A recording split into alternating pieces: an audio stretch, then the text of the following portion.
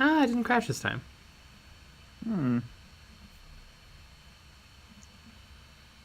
How wonderful. Mm-hmm.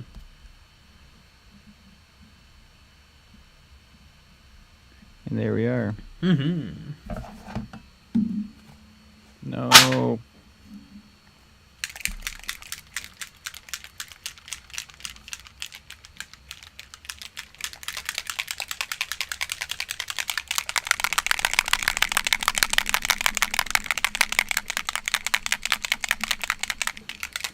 Let's keep shaking his paint.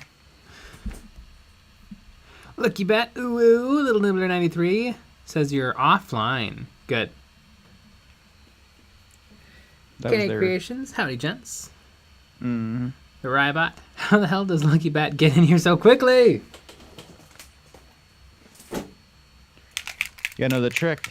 I know the trick. Mm-hmm. Gotta go through the playlists. And that's the trick. Ooh.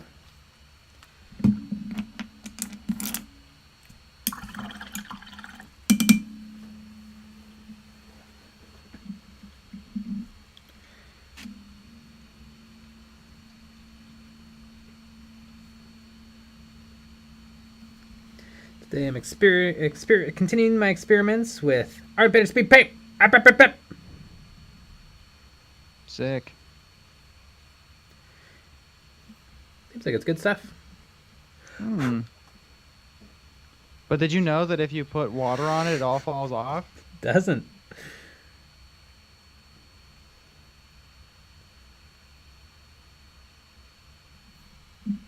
Easy, Pete. Are you planning on playing them as regular guard or vet guard?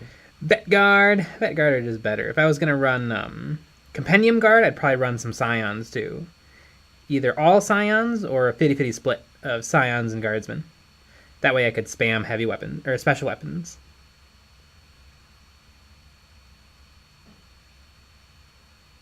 There you go.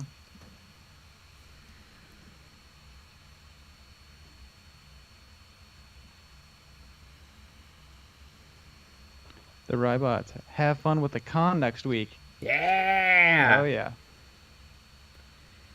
It's going to be the long con. Mm-hmm. Yeah, we're going to get Goobs drunk.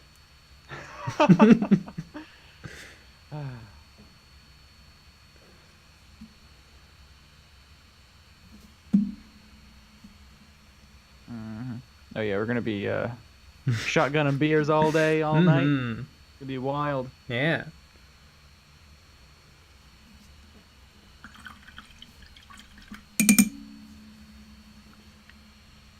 Tempest Avatar. Howdy, everyone. Tonight, I'm finishing a squad of old Juan Diaz Demonettes. They will be EOB completed. Woo! Ah, can't wait to see them. Get all some Juan Diazettes. I wonder if Juan's ever like a... Man, I painted Lord Croak. I sculpted Mephiston. I sculpted all the greatest models Games Workshop's ever made. But the only thing anyone ever remembers is the titties on the Demonettes. You know, I bet when that check clears, you don't think about it too much. That's true.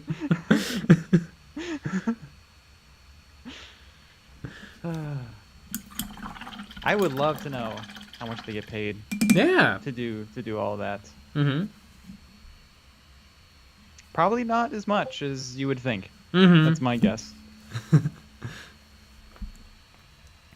Lucky Bat, I got quick little fingers. Annie Crimson, ahoy ahoy everyone! Tempesta's Avatar, howdy everyone. Oh wait, yeah. Onion, hey Jay, what airbrush do you use? I use a bunch of different airbrushes. I use a Harder & Steinbeck Infinity CR Plus, which is a very nice airbrush, but it is way too expensive.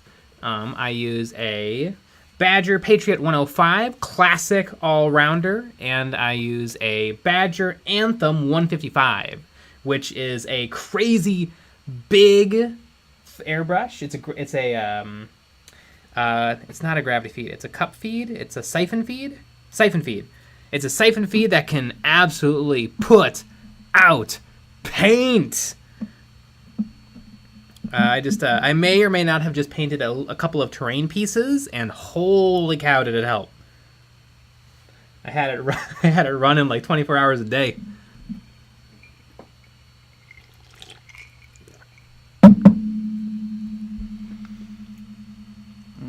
I'd probably suggest the Patriot 105. Just a good airbrush. You can get a bunch of different size needles for it. I'd suggest either a 2 or a 3, a 0.2 or a 0.3 nozzle. Those are probably going to be your general all-rounders. Ratstale91, I'm planning on doing some Salamander Primaris Assault Intercessors. Ooh, cool. Sweet. The Rybot. So it's the Patreon stream next Friday starting at 10 p.m. CAT as normal or an hour early than the normal stream starts. 10. Let's do that 10. Mm-hmm. I don't know what's going to happen on Friday. So 10 is a good bet. Yep. Because maybe we're sleepy sleeps and we need a little second to get our lives together. We might be all tuckered out from rubbing shoulders with all the convention folk. Mm-hmm.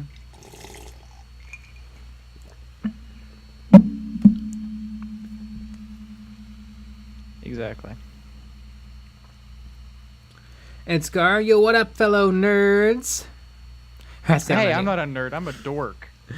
Ratstail91, I only use brushes because I can't afford airbrushes. One day. One day.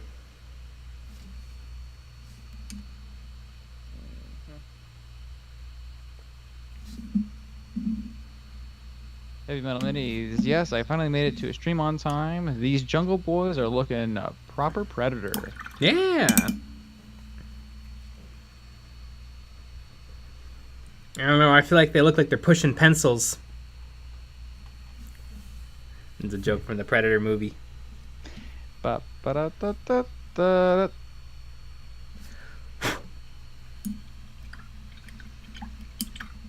Man, Predator 1 is a great movie. Predator 2, I feel like Predator 2 is also a good movie, but I feel like it misses the mark because you don't feel bad for anyone who dies. Like, literally, it's just the Predator taking out drug lords. And it's like, I don't feel bad for these people.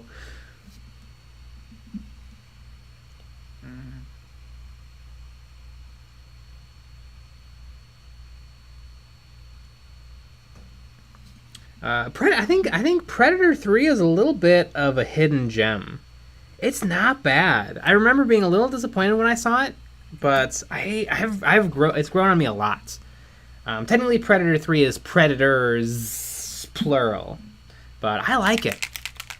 I know Adrian Brody, even though he bulked up for the role, he still looks really scrawny. I like that movie. I think it's a good movie.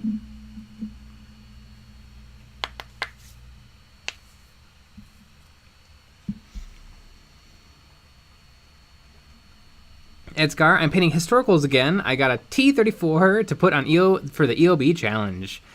Ugh, I guess we'll allow historicals. Just this once. See, I think we have 2 entries so far. So pretty exciting. Wolves of Fenris. Home with COVID, chillin' with Jay and Nick and putting together some Castellan Daka Boys tonight. Ooh, sweet. There's a really good Hammer and Bolter episode with a tech priest and a Castellan robot.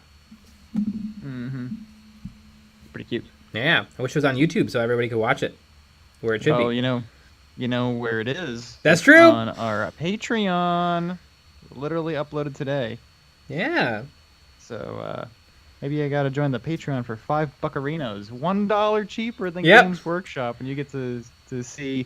I think how many episodes? We have 13 episodes, and we usually did like 2 or 3 shows per episode. Yeah. Literally breaking the law for you people. Yep. So go subscribe. Yeah. Angels of Death is up on there. But it has our commentary, which is really important. Yeah. I would say that is a transformative use, so it fits under fair use law.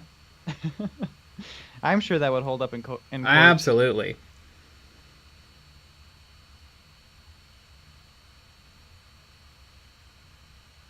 Your Honor.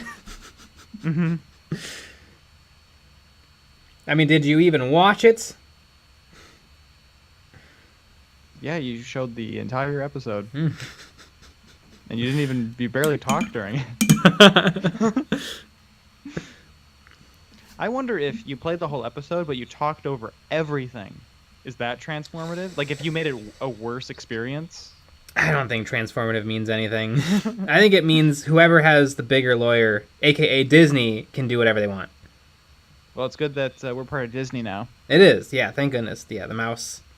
Oh, oh, oh. Oh boy! I love when Mickey Mouse appears on South Park, because he'll just say awful, terrible things and then just go, oh. Mm-hmm. Exactly. Now you listen here. Oh.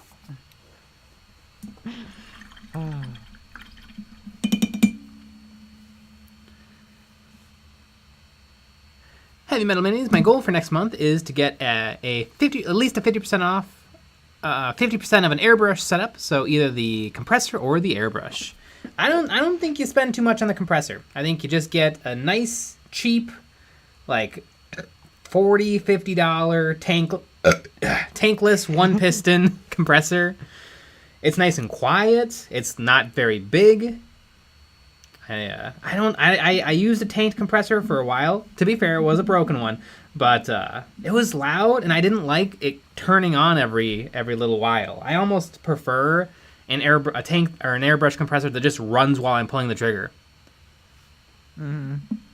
To one where I pull the trigger, 1 minute goes by, and then it kicks on for 2 minutes, and then it's running while I'm not pulling the trigger. Right. That was an expensive compressor I was using before. Yeah, $5,000, right? Yeah.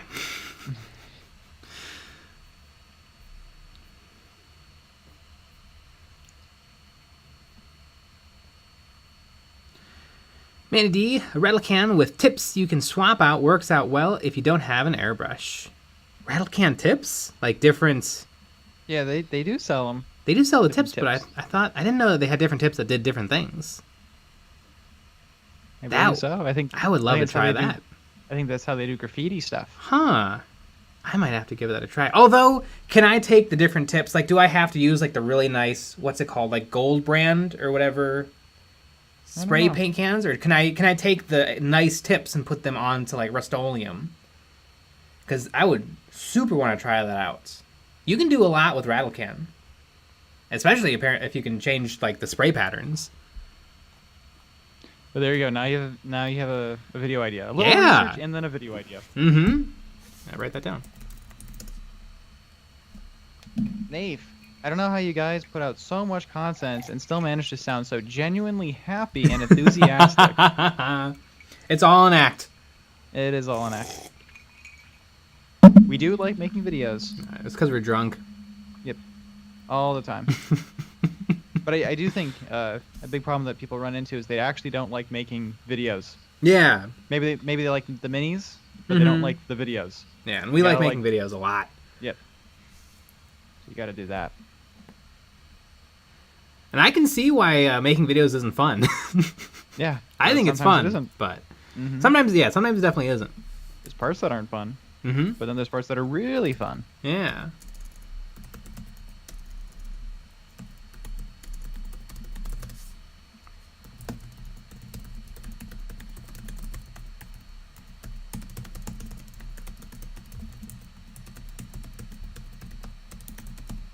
Tippity tap. At least I don't have a mechanical keyboard.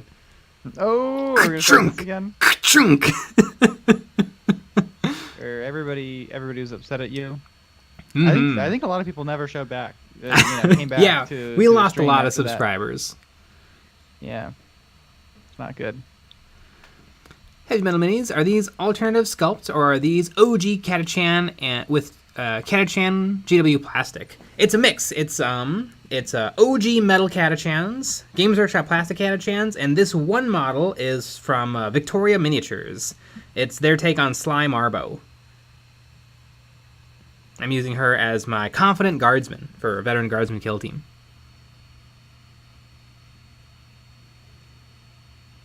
Well, I guess Kiss playing in tournaments goodbye. Oh no! You know what? I guarantee nobody would notice. It's one model. I wouldn't know. Yeah. Nobody would know. I think there are inspectors though. You Yeah, should but say what do you they did it know? yourself. If anything, they're gonna call me on the metal minis and be like, I don't recognize that, and be like, you got to Yeah. look at a Games Workshop catalog from '99.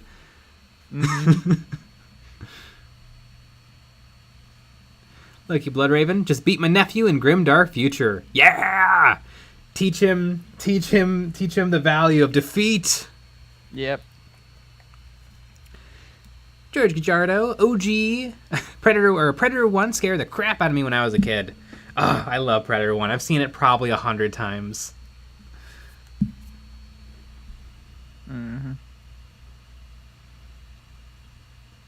Heavy Metal Minis. Oh yeah, First Blood. That movie is so cringe. What? First Blood is cringe? Ah, you're out of your mind.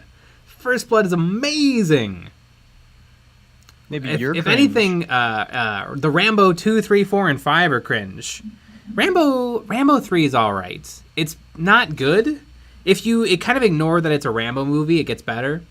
I haven't seen Rambo 5 yet, but no, First Blood is great. The monologue at the end.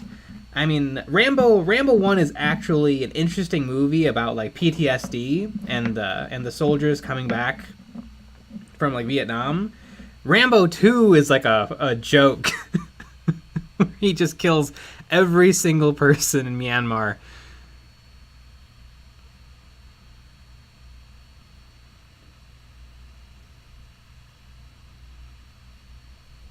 Heavy Metal Minis, although I would say that The Thing is better than Alien. I'll die on this hill. You know, I think they're both perfect movies, but I think they're very different movies for being siege movies with an alien in them. They're very different. Andy Crimson, I quite enjoyed Predators as well. The idea that they had an entire planet to use as a hunting reserve was intriguing. Yeah! Also, I have a crush on Adrian Brody, so... It's the big nose.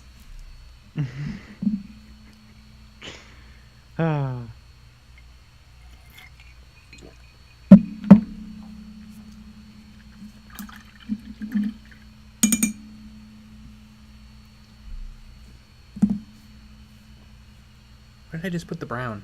Ah, there it is. George Gajardo.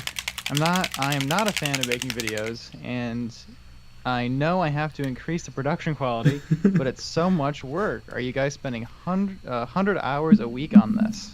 Yeah. Yep. There you go. And like some things are easier. Yeah. Like the Conflict Gravel Plus is easy. Oh yeah. Or the going through all the miniatures is really easy. But that's because we've made tons of stuff before, so those are not even an inconvenience. Mm-hmm. Or like Models Memories is pretty. Mm-hmm. It gets put together pretty quickly. But everything else, I always find the Mondays sometimes difficult because they're random stuff. Yeah. They're a wild card. Yeah, and that's when it becomes difficult. Also the terrain. Holy shit, we make a lot of terrain. We make folks. so much terrain. I mean, we gotta be one of the biggest terrain factories out there. Jesus Christ, that's a lot of 3D, a lot of 3D models. Mm-hmm. And I'm working on trying to get a list of everything all put together and all nice. So that it's all in one place. Exactly.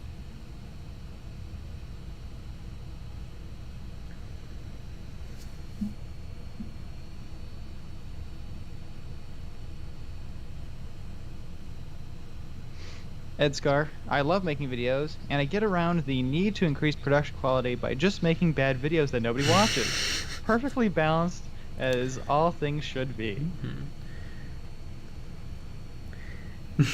I don't think production quality. I don't think is the be all end all. I think having the content, you kind of need the content first, and then you need the production quality to match.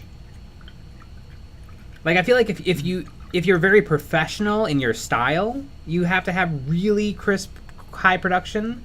But if you're a little kind of spazzy and random, I think you can get away with a stylized, poor production.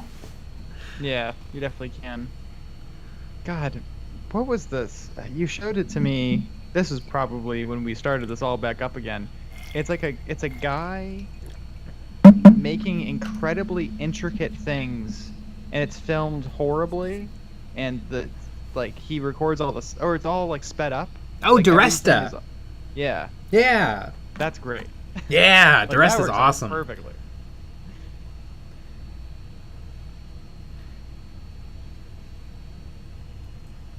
Like, it doesn't. There's zero, like, the production quality is insane. It's not good, but the stuff is really cool. Yeah, and seeing the whole process is interesting. You see every single thing, and sometimes that means it's a 40-minute video of just weird noises and hammers and grinding. Yeah, it isn't. It is the weirdest stuff, but it works. I mean, after literally watching every single thing, though, you feel like you could do it. You can't. Yeah. You know, you can't restore, a 1940s two-stroke motor, but you feel like you can.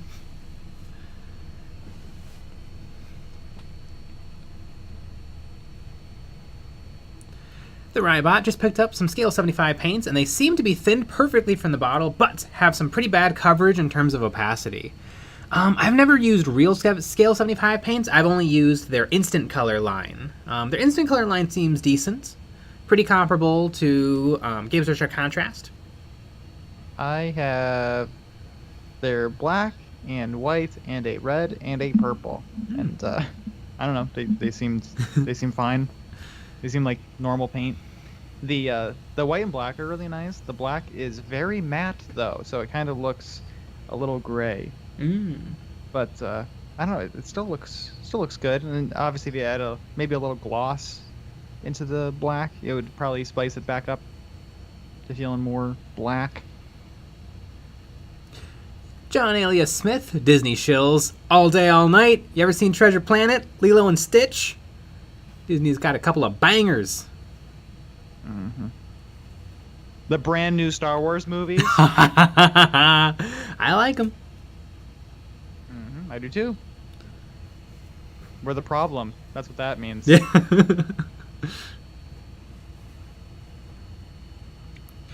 The Wizard MF got an airbrush, completed a few bigger projects, but now it won't blow paint. I cleaned the heck out of it, but still diagnosis Dr. J. Okay, no paint is flowing through from the reservoir into the tip. You said you cleaned it extensively. Have you run a pipe cleaner? So you take it all apart, and then you run a pipe cleaner in the hole where the needle lives, in between the nozzle and the airbrush body. Because paint could clog there. Another problem could be a bad seal between the airbrush nozzle and the airbrush itself. If you're using a screw-on nozzle, it could mean that you need to put some Teflon tape on the threads. If it is a self-sealing nozzle, it could mean that the nozzle's damaged. I've never had that happen with a self-sealing nozzle like what Badger uses. No. If you put water in the reservoir, will it spray water through? The Wizard MF, please respond. Did you try turning it off or turning it back on again?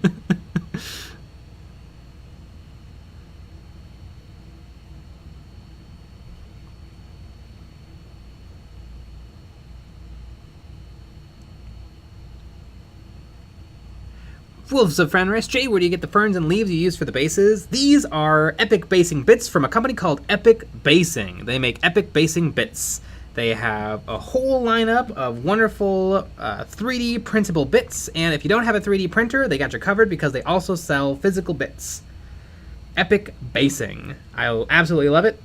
A lot of companies make full bases that you can 3D print, but I actually much prefer having little decorations that I can add to the bases I already have.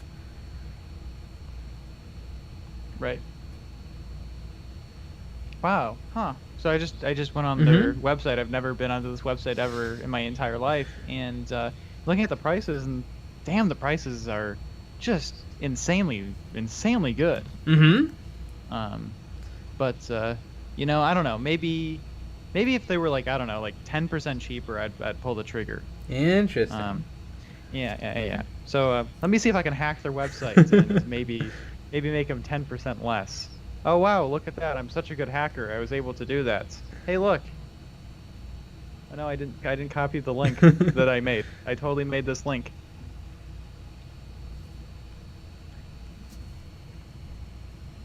Hey, look.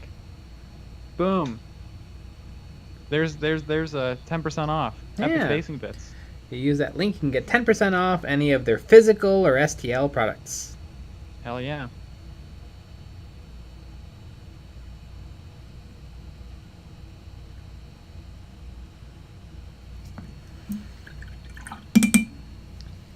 Cyanide and cheddar. Small company shells, the best kind of shells.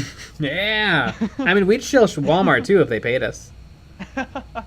Exactly. And also, Epic Basing's not a small company. It is a $5 billion corporation. So, yeah, you wouldn't believe it, but it's pretty crazy.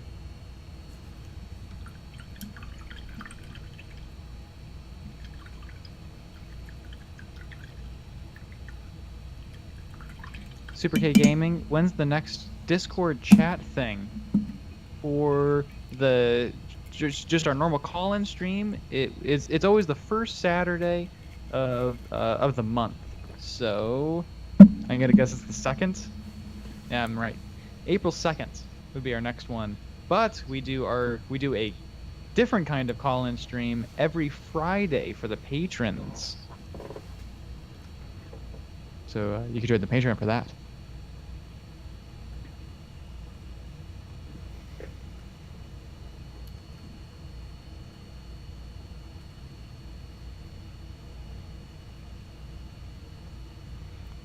Hey Rara, I want to start a channel about my journey through the hobby from a total beginner to not that. Well, do you have a smartphone? Because that'll do it. That'll do it. And if things pick up or you really, really like it, then you could always invest into other stuff later. Mm-hmm. Edscar, Nick is the best actor. You can hardly tell he's reading from a script. Yeah, we actually script what he says on these live streams. Yeah, it's a little bit of work, but right. I just can't improvise. Yeah, we have him in improv school right now, trying to work on that. Yeah. Yes, and that's what I know. Gyron, would either of you lads consider making a custom chapter kill team, own lore and background to them? No. I don't have a custom chapter of Space Marines, but I do have my own lore for my Tempestus Scion kill team.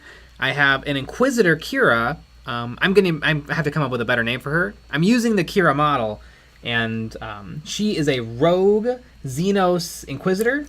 And she has clones as her bodyguards, and her clones don't have the ability to speak, so that they can't tattletale on her. And she, since usually the Imperium can clone, but their clones aren't good. Like, their clones are good enough to be servitors who can open and close doors. So maybe she actually dipped into some alien technology to have clones that are war capable.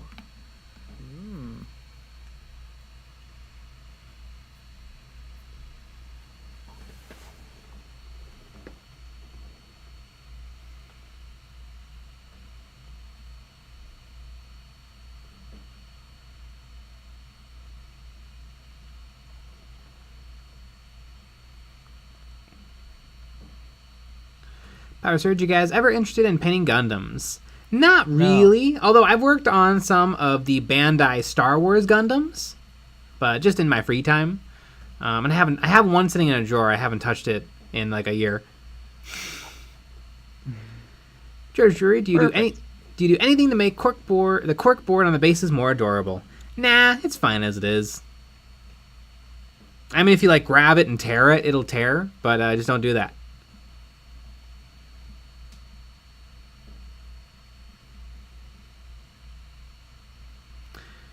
Rastale91, Treasure Planet was amazing. Jared, Treasure Planet was great. The Solar Surfer scene at the start got played and replayed so many times when I was a kid. It's such a good movie. So yeah, the Treasure Planet is one of my all-time favorites from Disney.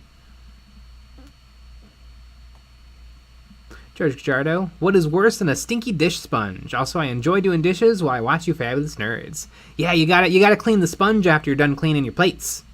You gotta run a little water through it. Can't put it away. You can't put it away wet.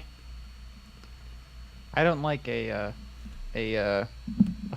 drain that's like too much shit got in there. Mm-hmm. And it's like all messed up. Don't like that. That happens every once in a while in Milwaukee, where it just was bad. Like I think the people that rented before us probably shoved tons of shit down there. Yeah. Down the drain. And then we had to deal with it. I mean, if you're renting, you got no incentive to try. Yeah, it was pretty bad. Thank goodness we'll all be renting in a couple years. Yep. Thanks, BlackRock. The Holy Emu, will you do a kill team for every guard regiment? No. No. This Sean is will be, though. This is my second, and it'll probably be it. I have Veteran Guardsman Krieg and Veteran Guardsman CATACHAN. And that'll do it for me. But it'll be interesting. Now I can run a mirror match. That could be interesting. Oh, that would be interesting. You versus Sean, same team. Yeah. See what happens. Mm-hmm.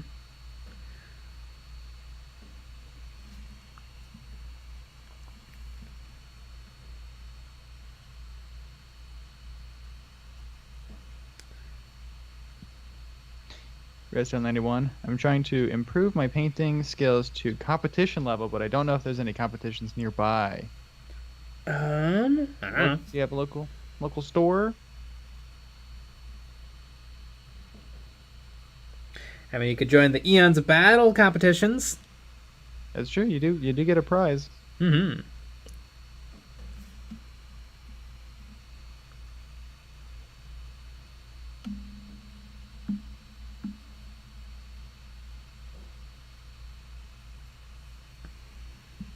Edsgar, there are infinite number of guard regiments. And P.S. Will you do Gaunt's Ghosts? I may have painted some of those recently. No. Never say never, but no. It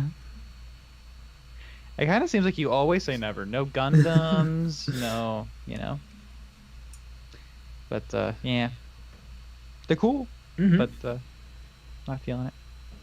I want my Nachman. Yeah. Have to wait on that. I want those void somethings. Yeah, to throw them out. Is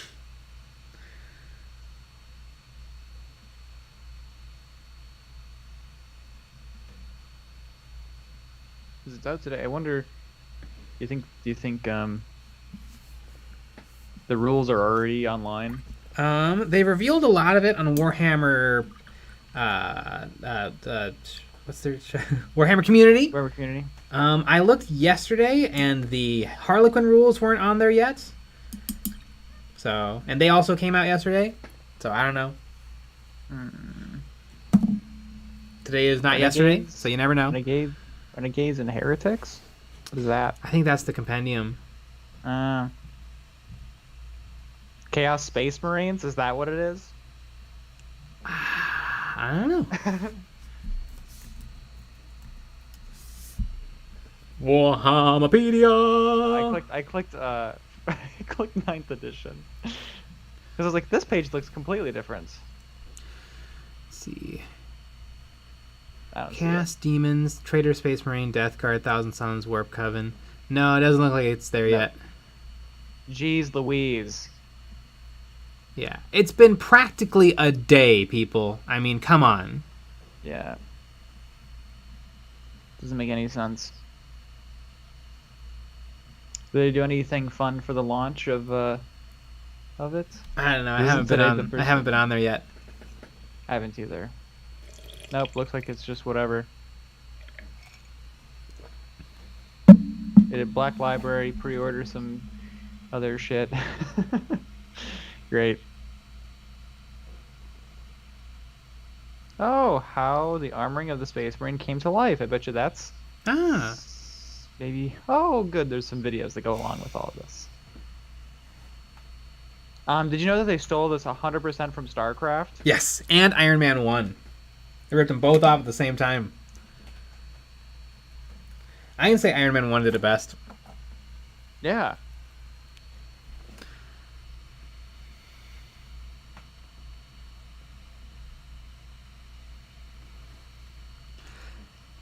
Salacious B. Crumb, what paintbrushes would you recommend for somebody who just got their first box? I would get one of those. I would go to Walmart and I would get that like just assortment of synthetic brushes for like $4. Walmart specials. They're plenty good enough. I use them all the time. Yeah, definitely don't need nothing nice.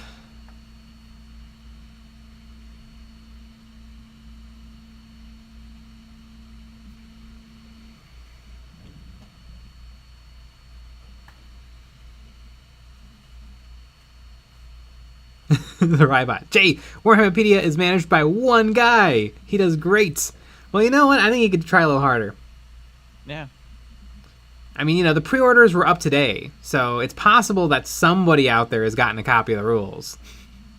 I think it's out today. Oh, it's out today? It was last week. Yeah. Oh, well, yeah, then he's super slacking.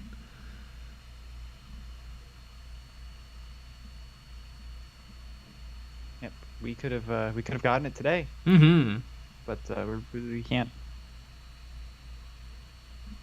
It's already have your microphone mounted to your drink coaster. It bangs every time you put your drink down. Yes. Yeah, it's just sitting on the desk. Mm-hmm. For some reason, we have not put tons of time and money into this particular show. I can't imagine why. Mm-hmm.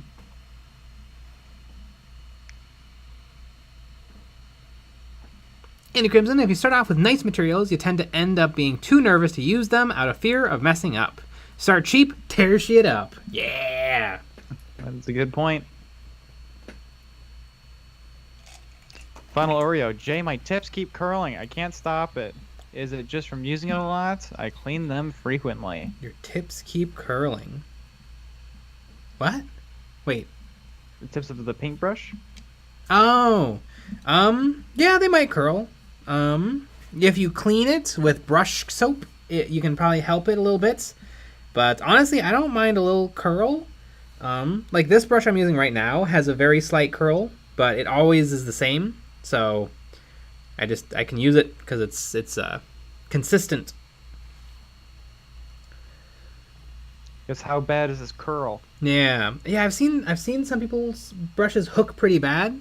I think one big thing to remember is you never ever want to touch dry bristles to paint. You always want to wet your brush and then touch the paint and then clean the brush often. Change your paint water cup every now and then because it will become soupy. The more the longer you're painting in, the more you're cleaning your brush.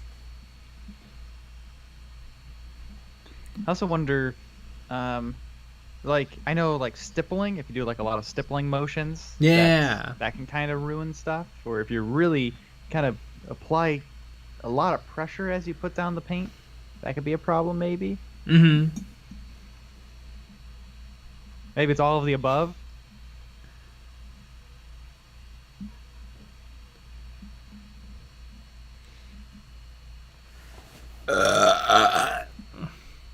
Final Oreo, my tips fray a lot too. It's getting bad. If they're fraying, you might want to replace the brush. I mean, how long are we talking? Like before, from a brand new brush to it's frayed. I feel like if it's frayed, you might be applying way too much pressure and like crushing the bristles.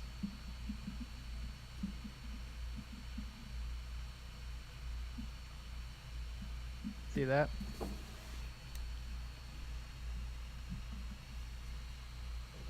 Yeah, like when I use my brushes, they barely flex.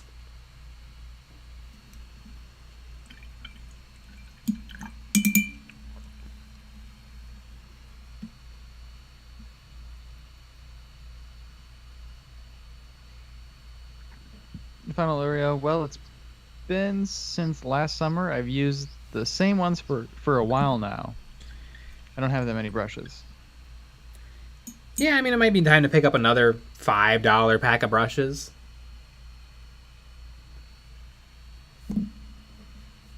I also like to use cheap brushes for, like, you know, base coats and all of my big work, and then switch to something nicer for, like, eyeballs.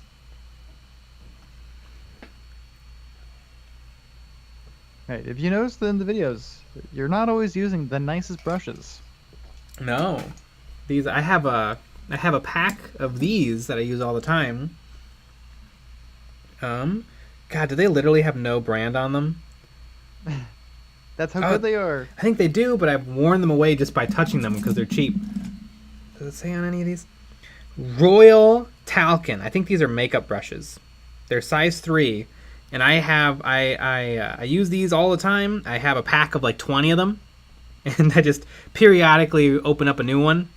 But yeah, these are like $0 brushes.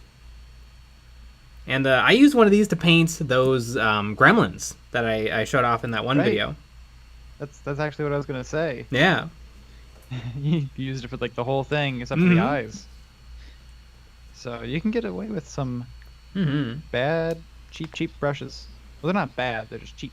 And bad. Little Nibbler 93. Nick's mom loves when I flex. Hey. No, I'm with everyone's mom, not you.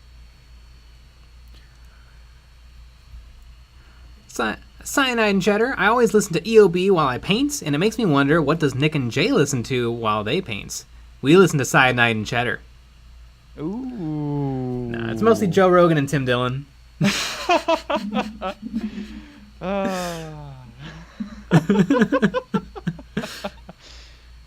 wrong. No new ep today for Tim Dillon. It's very sad. I don't remember if I watched the newest one or not. Well, then you have a nice fresh ep for you. Neat. He's filming a special, so he's busy. Final Oreo, what detail brushes do you recommend then? My favorite brush in the whole world is this one. It's a Rosemary & Co. Synthetic Series 313 size 3. I absolutely love this brush.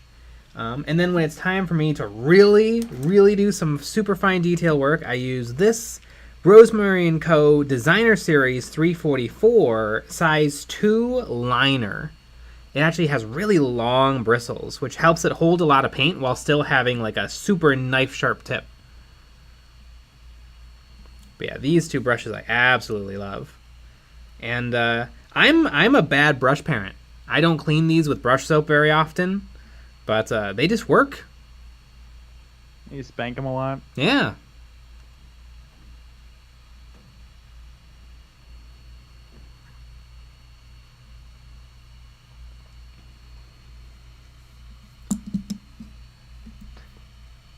Darth Salacious B. Crumb. I love Tim Dillon. A fellow pig. Yeah!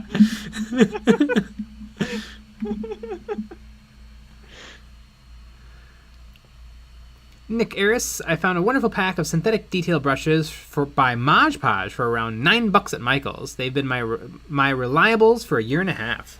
Sweet! Yeah, I think really it comes down to you knowing your brushes more than the quality of your brushes. I'm sure at some point you get so good that the quality of your brush matters a lot, but I think it takes a long time to get to that step.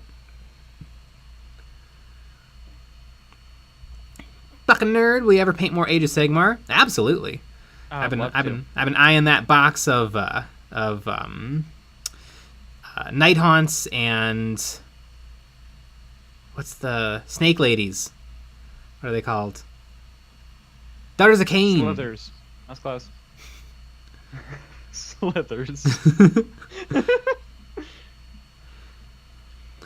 Yeah, You got a big... Are really cool. Uganda Big Chungus Keanu Ibik Susis Among Us Ligma.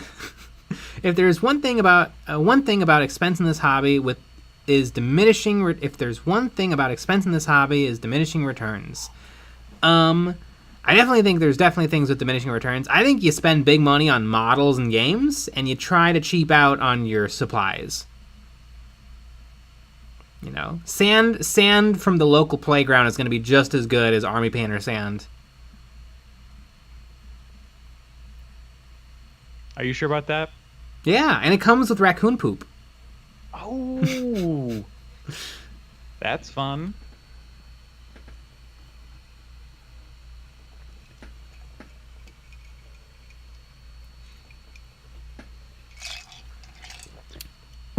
Sean, earwax works good for forming the tip.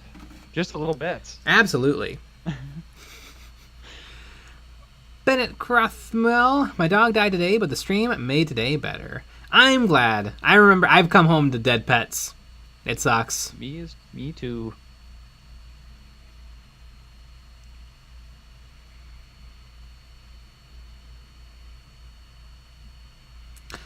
Chevex, I have a $12 pack of brushes that I use a lot. At the same time, I bought 2 Raphael 8404s, and I've never used them. It's been 2 years. You know, I have some Da Vinci Maestro brushes, and I never touched them because they were very expensive, and I don't know if I like them that much. I find natural hair brushes very, very soft. I like how springy synthetic brushes are.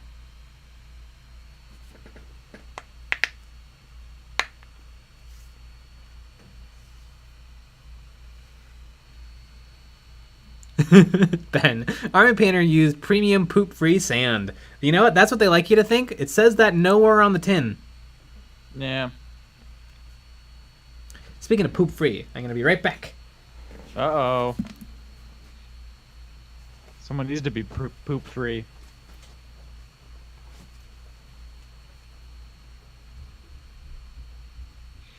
All right, everybody. Say horrible things about Jay while he's gone. What's your least favorite thing about him? Mine is that he paints well, and I don't like that.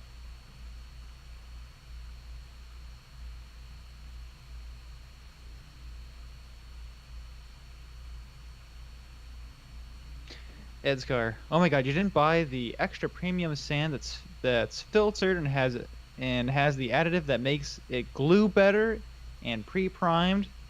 What kind of shill are you? I know. Horrible, horrible.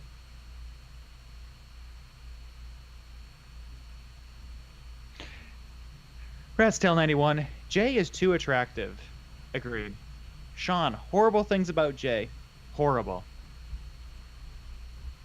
Joe Runge, he's full of poop. He should resolve that. He should, and I feel like it's really rude that he is not doing it enough.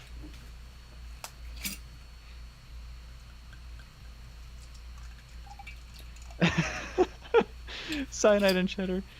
Jay has the exact same shirt I do, and it makes me mad. How could he wear it better than I do? That is a good point.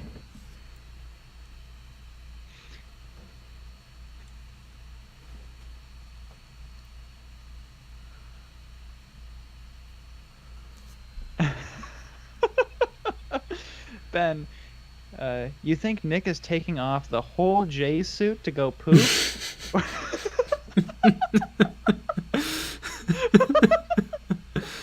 Or y'all think there's a hatch built in the bottom like old-timey long johns?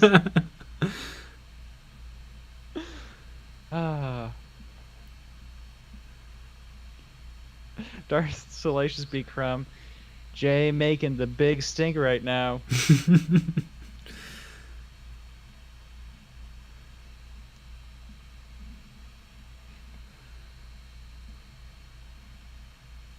The Rybot, Jay, I swear by my natural sable brushes. I treat my Raphael 844s decently well, but I also base coat and glaze with my sables. I love them. Yeah, I know. I wonder if it just comes down to taste, because I know Casey from eBay Miniature Rescue, he only uses natural hair brushes. I wonder if it just comes to what you know, what you've learned, what you like. I don't like a flaccid brush. I like a nice hard erect brush. Mm-hmm. Yep, I do too. The little Nibbler 93. J rhymes with clay, and that's a tool's name. Damn, that's a burn. My favorite thing now is when you leave, I ask everybody to say mean things about you.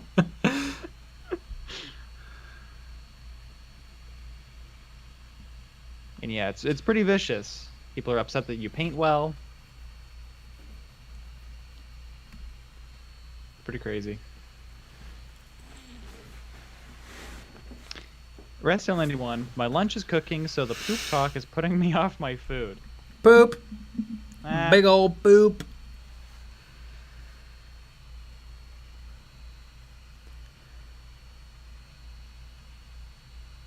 Peter Blantastic, I am very familiar now with the kill team rules. It took about 10 games to get there. Yeah, I mean, that makes sense. Yeah. It does take a little bit.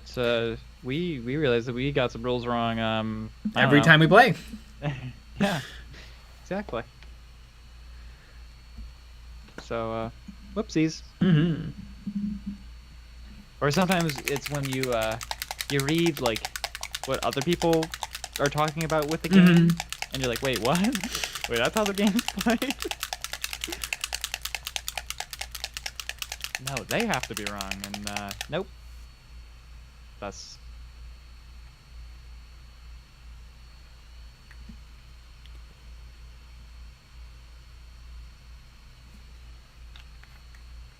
Let's try a little Army Painter Crusader skin. Send in, Cheddar. I love Kill Team. I love moving square. Oh yeah. You know, I am more of a move pentagon. I move circle a lot. Sometimes I move circle so many times that I move a pentagon. Pretty amazing. It is still silly. Yeah. Yeah. Like, I think they should be like, sorry guys, it could have just been numbers. Mm-hmm. And then just didn't, you can either use inches or numbers that equal inches. Either way. Yeah, it doesn't really make any sense. And like, I don't know, the only argument I've heard is, well, they can always use their measuring tool, but their measuring tool could have just been inches, but everybody just, people who don't use inches could have just read it as 1, 2, 3, 4, 5, 6. Exactly.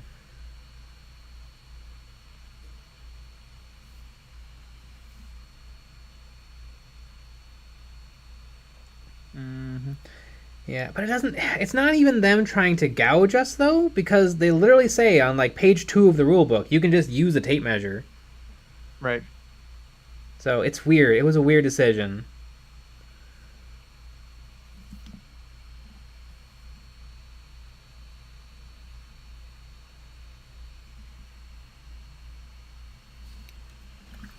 I do not get it. Mm-hmm.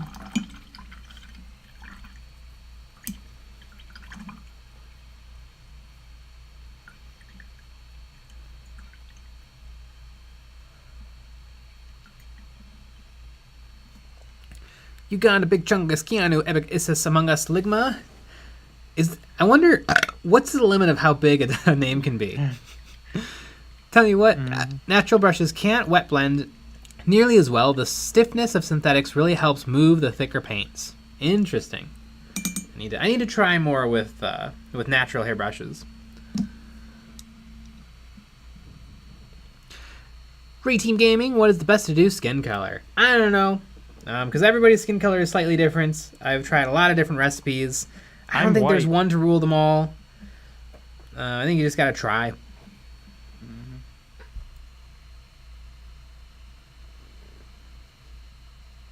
Flipnet Dude 88. I like the tools. They work better moving around the terrain. I like the tools as well. Yeah, I like my tool. My little. Yeah. I have a little. I bought it from Green Stuff World. And it's just a little 8-inch ruler. I really like it. And it's clear, so you can see And through it's clear. it, which is really nice. Mm-hmm. They should just like I feel like they over-designed the tools. Yeah. Make it just a clear thing. Mm-hmm. Yeah, I mean, honestly, it could have been made out of, like, bookmark plastic. Right. That would have been perfect. Yep. I think they used to do stuff like that. Yeah.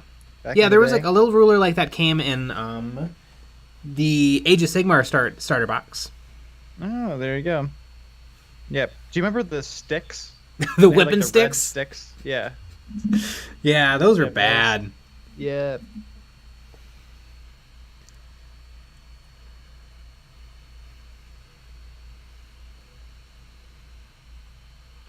Michael Miller, Jay, are you dipping your brush into water to immediately remove mistakes? Yeah.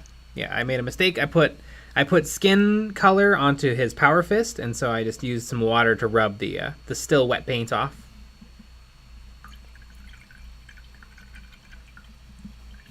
Boom.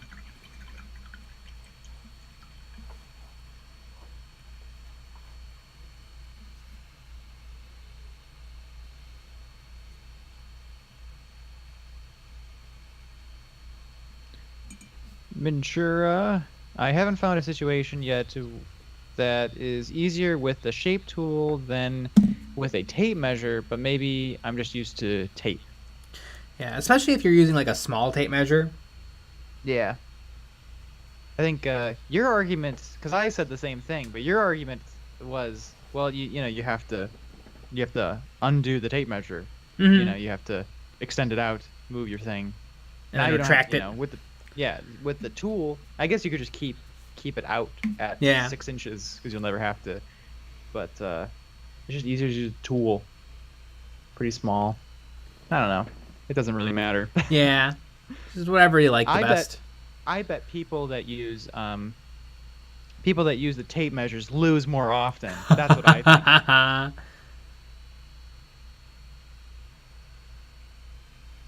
Cyanide and Cheddar. Jay, will you ever add to Vietnam era Tamiya models to your CATACHAN army? I did that for my army and it looked great. No. This is going to be it for CATACHAN. It's 14 models.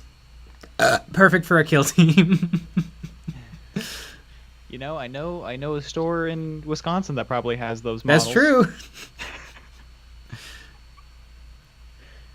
Oh, goodness gracious.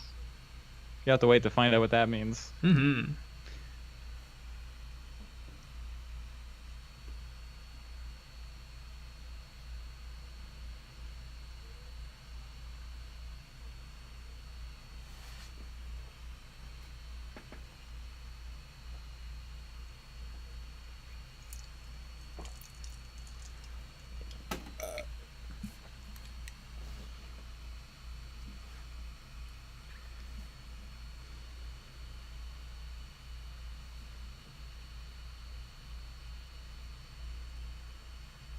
Final Oreo, Jay, will you ever play Marvel Crisis Protocol? I was thinking of getting a kit with my friends for this summer.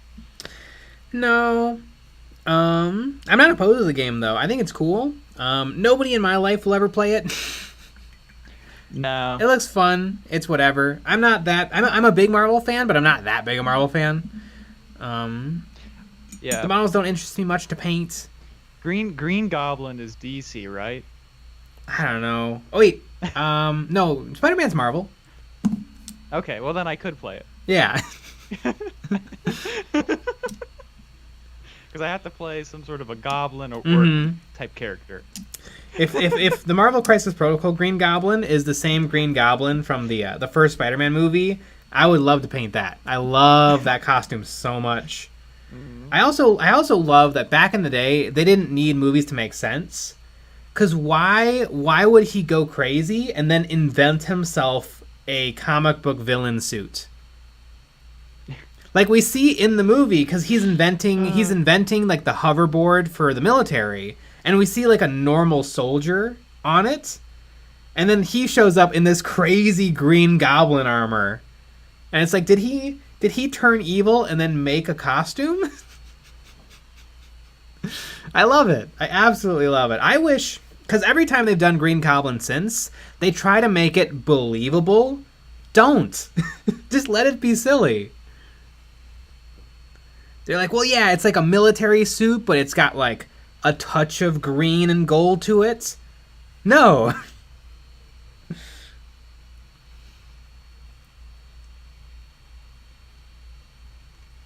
Back.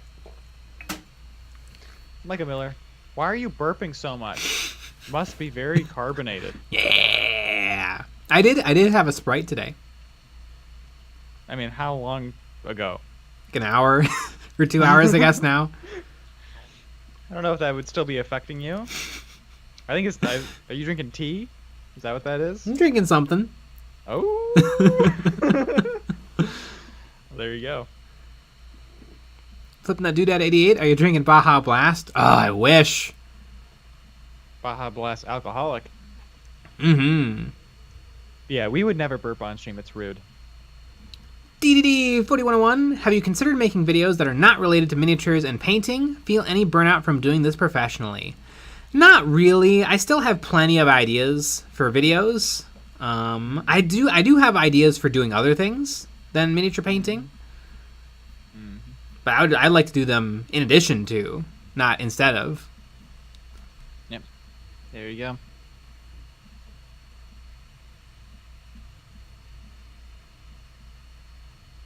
Rastiel91, the suit already existed when he went nuts, didn't it? I think maybe the body of it did, but definitely not the helmet.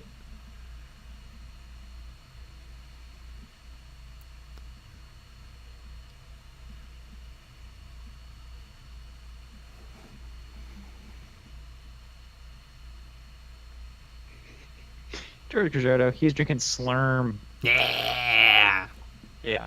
Love it, Slurm. And Bachelor Chow. Loki Bloodraven, the suit was part of the prototype, he just painted it green. The goblin, the smiling goblin mask was part of the original prototype? I like how I just mentioned Green Goblin, and this is just a kind of fun little thing. People love the Sam Raimi Spider-Mans because they're good. I think Spider-Man 3 is good.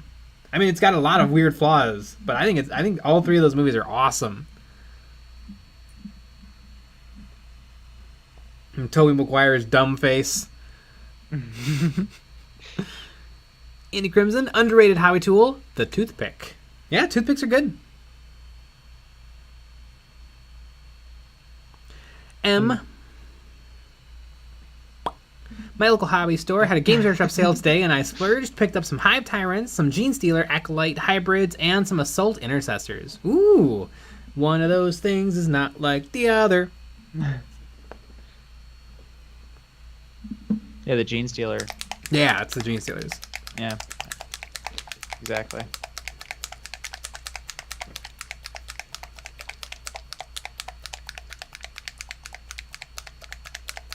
Loki Bloodraven, I just got the newest one with all three Spider-Men.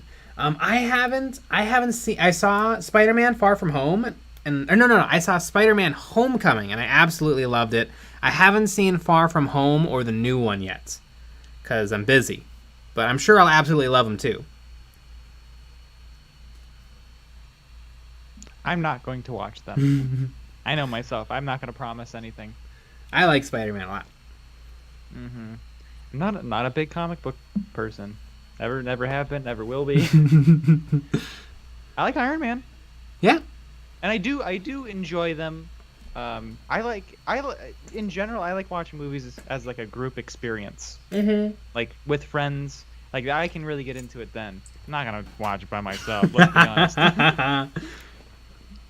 But I do enjoy it, and I do enjoy like talking about it afterwards and during and screaming during. Cyanide and Cheddar. Tobey Maguire is the best Spider-Man of all time, and no one will change my mind.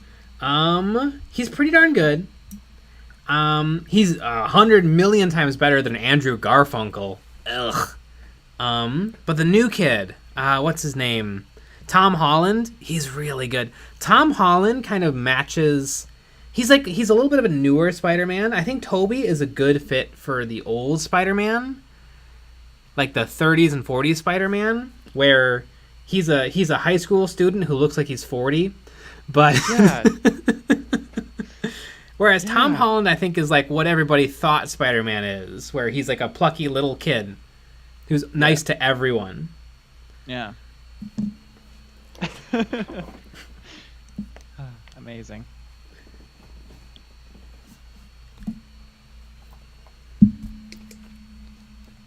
Chad Kittleson.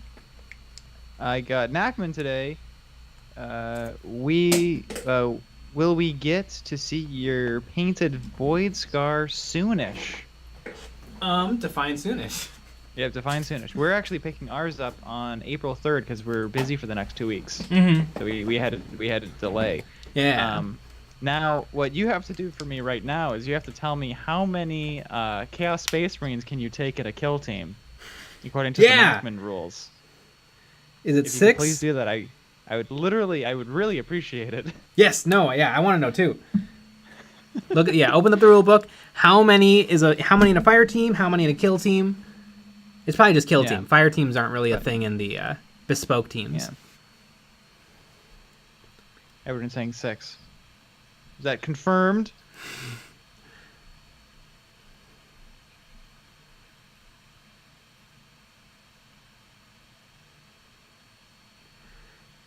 Ratstail91, I'm so far behind on the Marvel movies, I haven't seen Infinity War. Infinity War was really good. I liked Infinity War more than the last one. What was the last one called? Infinity War 2, Age of Apocalypse, Extinction, Ultra. I think the late stage Marvel movies, the only one I really liked was Doctor Strange. I was really late to Doctor Strange because I figured I get it, but it actually was a really cool movie. I really liked it. It's been confirmed by Internet Man. It is 6. Yeah! So, neat. There you go. I guess I'll just throw out the other ones. That's pretty cool, though. Like, you get options to really swap things in and out. Ugandan Big Chungus Keanu Ibexusus Among Us Ligma. Tom Holland is perfect as generic white boy. Yeah, that's who Spider-Man is. Although I love the old Sam Raimi Spider-Mans. I absolutely loved Spider-Man Homecoming, and I'm like, Spider-Man Homecoming is the best Spider-Man movie we have ever gotten. Into the Spider-Verse is 100 times better. And I love Homecoming. Spider-Man Into the Spider-Verse is an amazing movie.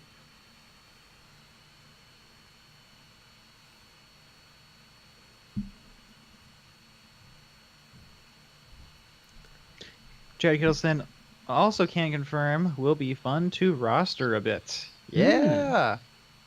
I can't wait. I'm going to paint mine green. I haven't thought about it yet.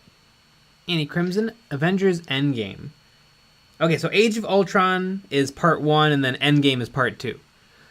Black Panther was just fantastic. I didn't fall in love with Black Panther. I thought it was just okay. It's right in the middle for me of Marvel movies.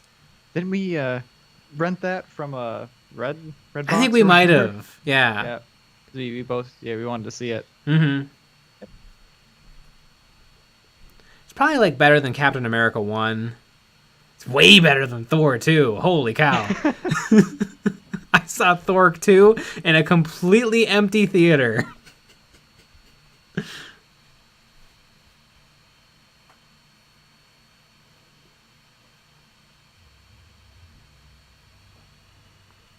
Cyanide and Cheddar, Nick and Jay, both orcs and knight pilots are two groups of people I can safely say are having the best time in 40k. My question is, which of the two would you guys want to be? A knight pilot or... I mean, a knight pilot is probably as close as you can get to just a regular person. So that's boring, so no. That's boring. And I feel like if you're an orc and you pilot like a Gargant or something, I feel like you're probably as happy as an orc can get. Yeah. You're in something loud, you're causing mayhem, you have tons of DACA. Yeah, you definitely don't want to be a grot because they're kind of skittish. Yeah. So. Although grots are like really smart, but it doesn't matter because they're grots. No. Yeah. If you want to be a confident grot, I think that would be more fun than being an orc.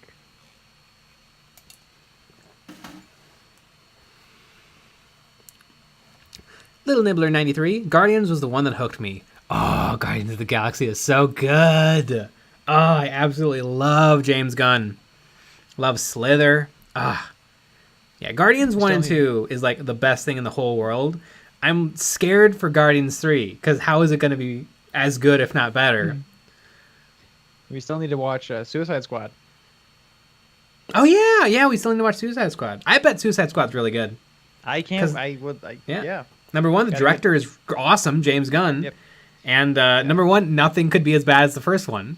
Oh my god. Yep. We'll have to find a time with Amanda. Yeah. We can watch it all again. Andy Crimson, I think Thor 2 is probably the weakest MCU flick. Good thing Ragnarok more than made up for it. Oh yeah, Ragnarok is fantastic.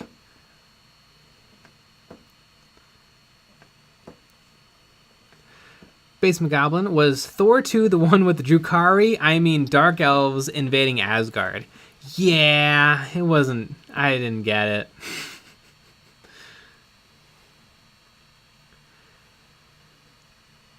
George Drury, Captain America 1 can be broken down into 3 acts. Act 1 is great. Act 2 is okay. Act 3 is looking at my watch. Yeah, I completely agree. Yeah, him being going from Little Captain America to Super Soldier Captain America is awesome. Act 2 is actually really great because it subverts your expectation because the government just doesn't know what to do with him. So they actually use him as like a marketing tool. And then I don't remember what happens in Act 3. All I remember is Agent Smith wearing a bad latex mask, was holding a shiny cube. Sounds awesome.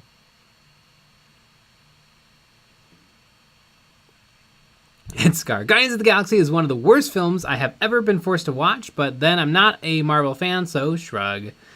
Yeah, Guardians is really, really good. It's very cute, and it's very fun, and it's very colorful.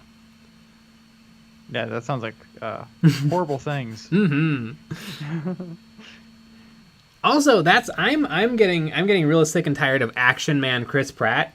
Chris Pratt is not an action hero. He's a doofus. Let him be funny.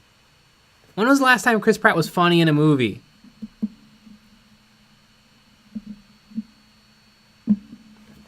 It's weird. It's like they don't get it.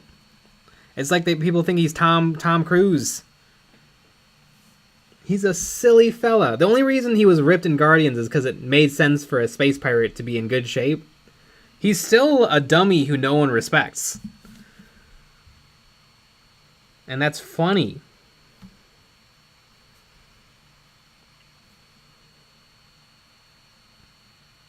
Ha ha ha. Classic comedy. Mm-hmm, exactly.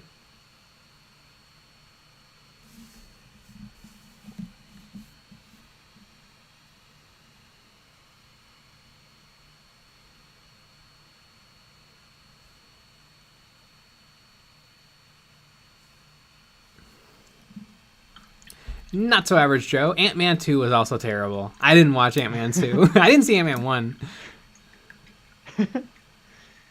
Little Nimbler 93. Yeah. The ending of the first one was very WTF. You know, I didn't mind at all the first one because they set up that if you touch the stones, you die.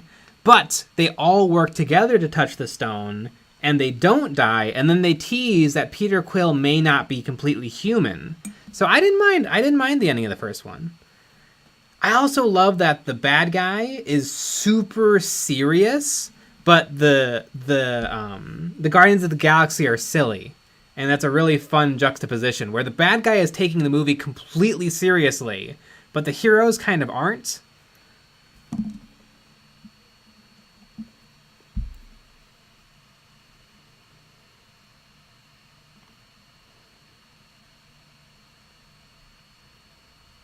But yeah, I definitely think if you really, really appreciate like logic and a really tight plot, I can definitely see it being annoying.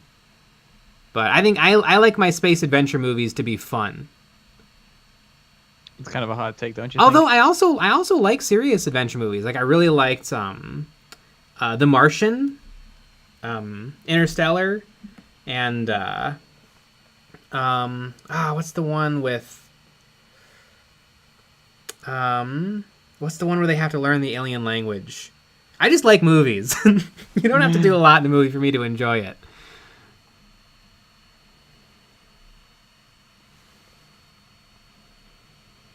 You like a movie? Oh, I need my coffee. I need my coffee to make my movie. I like making movies. Oh, It's really fun. We're not gonna make as much money as Titanic. No one can.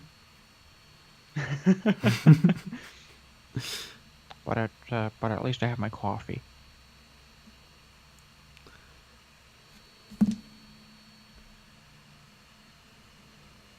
Krishna Raza, at work, just wanted to pop in and say you guys rock. Woo! Woo! Andy Crimson, Arrival. Yeah, it was Arrival. Pretty Wow, hilarious. how vague can I be with you guys figuring out the movie?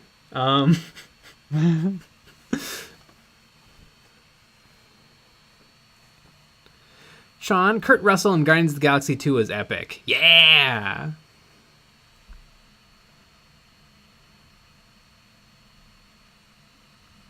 Andy Crimson, another good serious space flick you should watch is the new Dune movie. Ooh, I should. I need to finish Dune. I got about halfway through the book, and I really liked it. I just took too long a break. I need to come back and like re-listen to all of it.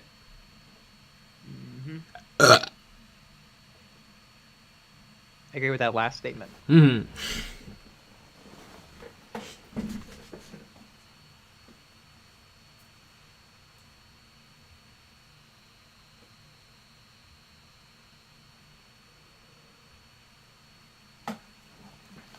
Cyanide and Cheddar. Ant-Man and Captain America are guaranteed to be on the top of every dad's favorite movie list. Yeah! Dad list. Dad list. I think my favorite my favorite Marvel movies, that my completely biased top 10 list would probably start with Iron Man 1. I just love it so much.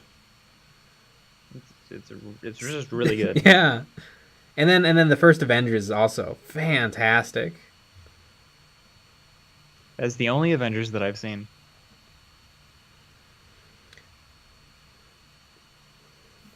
It's really fun because I ran the film club at our high school, and so I got all the Marvel movies screened, and it was kind of fun to watch them again with an audience. I think we watched most of the ones that were out when we were in high school. Good old dweeb club. Yeah, it was. Mm-hmm. I would always shove all those people into lockers after the club. They were only safe while the movies were playing. Good old Mr. Schmidt. I remember I had like free, I guess I must have had free time or lunch or something when Mr. Schmidt would eat his lunch, because sometimes I would just hang out with him in his classroom and we would just talk about movies while like he ate a tuna fish sandwich. It was awesome.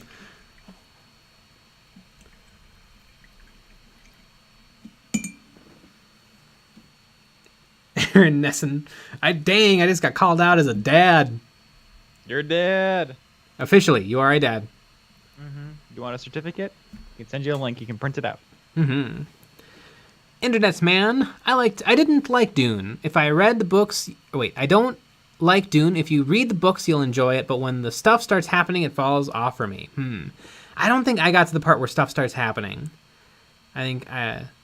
which is weird because I got like halfway through the book, but I liked it. I was a little frustrated though. I always get frustrated when like a book changes, because like I get used to things and then I like it. Like I really liked the Atreides taking over Arrakis and figuring out how to do everything appropriately and reasonably, and then everything gets turned on its head.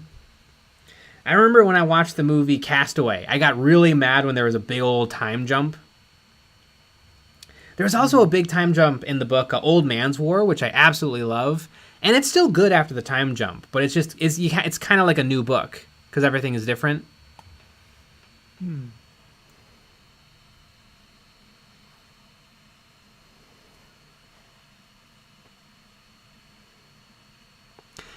Chevox, I like the Dune movie, although the Power Ranger fight scenes are a bit off-putting. I can't wait to see how they do the fight scenes, because Dune has a very specific thing where everybody has shields that stop anything quick coming at them, like bullets. will be stopped, lasers will be stopped, but slow-moving things can get through. And so in the book, they talk a lot about this fighting style of slow movements. And in the book, you can kind of just imagine it looking cool, but I can't wait to see what it looks like in the movie. Slow-mo fighting. Yeah.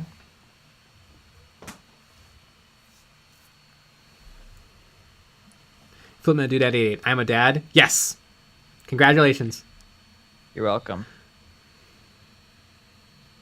JPC. Nick is a movie snob. Oh, Nick, huge movie watcher. Absolute fanatic. Oh, yeah. I watch movies every single second of the day. I don't think I can think of the last movie I saw. Like, I don't think it was Joker. I think I saw stuff after that. Yeah, it's been that was when it came out on Amazon. So I think I watched something. I watched some stuff in 2020. So a couple years.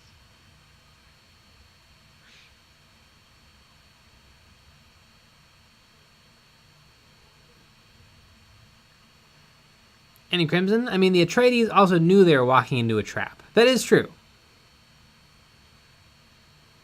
Lucky Bat. I saw a movie once. It was fine.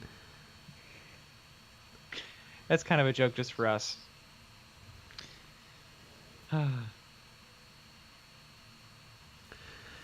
Ed Scar, I read an Asimov book where each chapter was 10,000 years after the previous, and every time it listed some new characters who would be in the rest of the book. Interesting. I think the only Asimov I've read is Bicentennial Man, which is a short story that's still like 300 pages long or something. It's really long. It's really good, though. I think it got turned into a movie with Robin Williams. I've heard of him.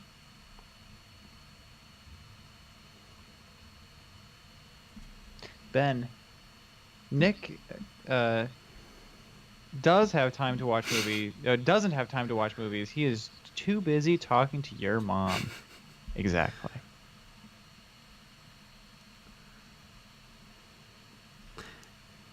Gilly Cueto Salvati. Last movie I saw was Sonic. And Hell yeah. I've never played a Sonic game. I played Sonic games a lot as a child because I had a Genesis. Well, my dad had a Genesis, and I got to play it.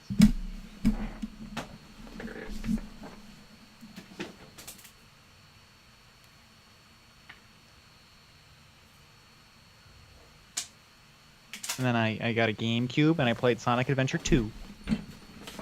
I was too busy watching movies. Yeah.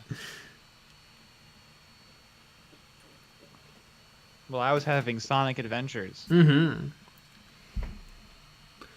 Loki Blood Raven. I'm not into movies as much as serialized shows like The Boys. Ooh, I love The Boys. I need to catch up on season 2. Love The Boys. It's a darn good show. I love every time Black Noir shows up and he doesn't say anything. It's hilarious.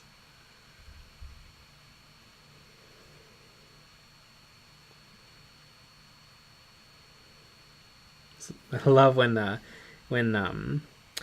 who's the Superman character? When Superman walks in the room and he's like, "You guys suck, except for you, Black Noir. You're awesome," and Black Noir doesn't say anything because he doesn't say anything. I flipped through the Boys comic book, and I didn't. It's very different. It seems much less fun and much more edgy. Like, there's no one to root for in the book. Whereas in the movie, there's very clear good guys and bad guys. That's an Amazon, right? Yeah, I think so. Like an Amazon exclusive thing? Mm-hmm. So that's 1 out of 2 or 3 shows that they have? They have House MD. Love House MD. Holy but cow. They didn't make House MD. No, they didn't, but they have it. They got it. Like they didn't. I don't know what's going on. It's a little bit the same thing with like Apple TV. Like what do they have? I don't know. A little bit, and Netflix too. I mean, Netflix has tons of stuff, but it's, I don't know. They haven't had a big hit besides Squid Game recently. I need to see Squid Game. It felt like when we were in high school, like every month they had a new show. Yeah. I know Squid Game looks a lot like Truth or Dare, Cheap Tricks, and there's another movie in the same vein.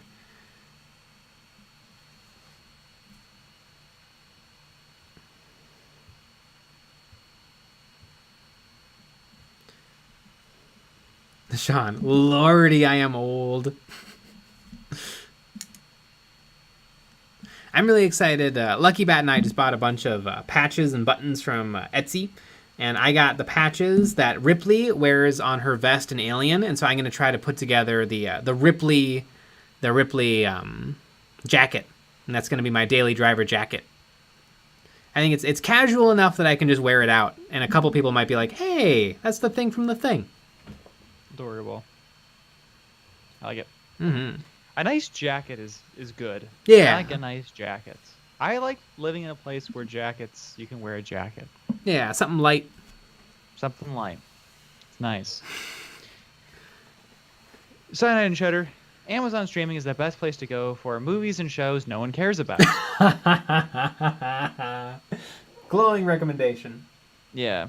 I saw that they bought, what is it, MGM for like $8 billion or something. What, so they're going to put the Three Stooges on there? That's what I was thinking.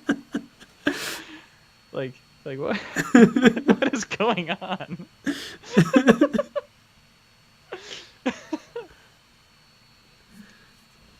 Yeah, it just doesn't make any sense. Mm-hmm. I don't know. I'm sure that there's a plan, and I'm sure that there's more to it than we know. Yeah, of course. But I don't know. They seem to not be doing anything.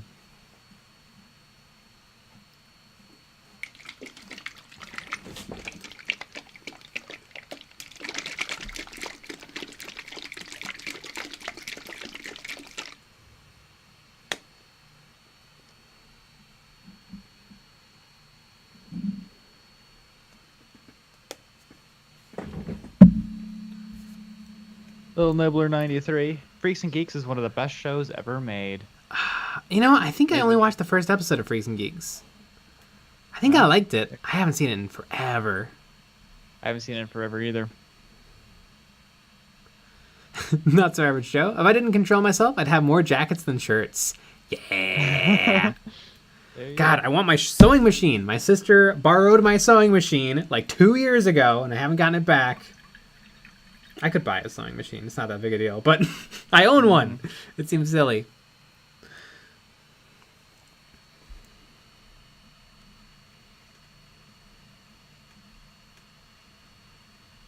Aaron Nessim. Hunger Games was the Let's Pretend Battle Royale Didn't Exist version. I like Battle Royale a lot. The first Hunger Games book is good. It's really good. The sequels a little bit ruin it because Katniss is not that important. But the first Hunger Games book is good. The first movie is fine. It should have been R. Obviously, it shouldn't have been R because it's a young adult novel, and so it wouldn't have made as much money if it was R-rated. Although maybe that's not true. I mean, wasn't Deadpool the biggest movie ever made? And it was R, but it was meant for kids.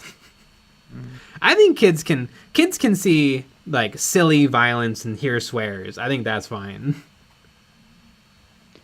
Yeah, I would agree. Yeah.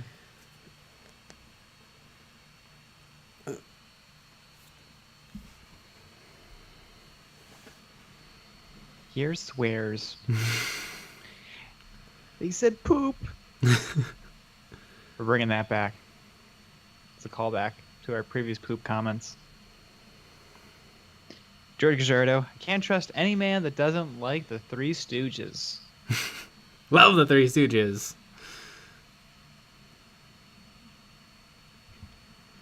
Gaming Guardian, I need to be judged harshly by Nick and maybe even Jay. I bought Kill Team Nachmund and I haven't even played Kill Team yet. I think that makes sense. You get into it with the new starter set. I know it's not technically a starter set, but... Unless you bought the other ones. Yeah, if you bought bought the this other one ones too. and you haven't touched them, but then you bought the new one, I have a sneaking suspicion you're not going to touch the new one either.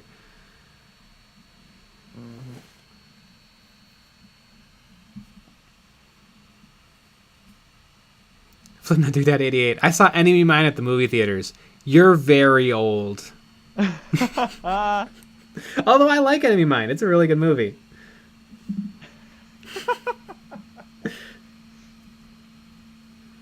Well, my grandmother saw The Wizard of Oz in the theaters. That is a true statement.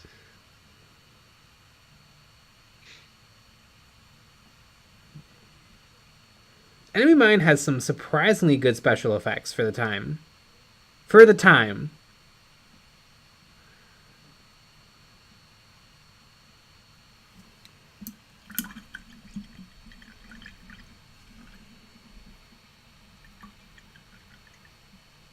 Aaron Nemesis, should kids see pegging?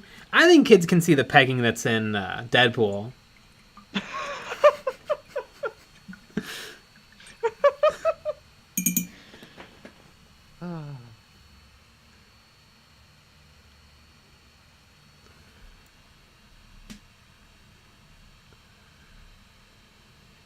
Ed Scar, what's the Three Stooges? Some American thing? Yeah, it's like some vaudeville actors who did like this this funny kind of skit show where they would just be a couple of fellas, God, from like the 30s, Yeah. getting into hijinks. Yep.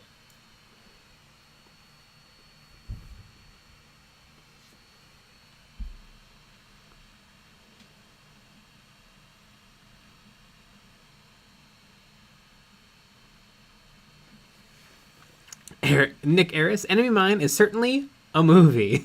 It sure is.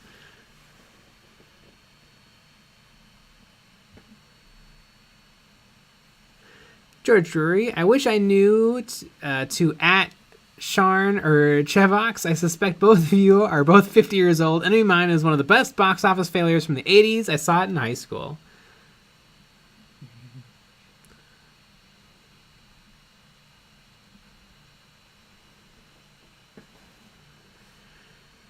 Cyanide and Cheddar, adding into movies. Amazon has Full Metal Jacket. I watched it with my dad. It was awesome. Yeah, Full Metal Jacket is really good.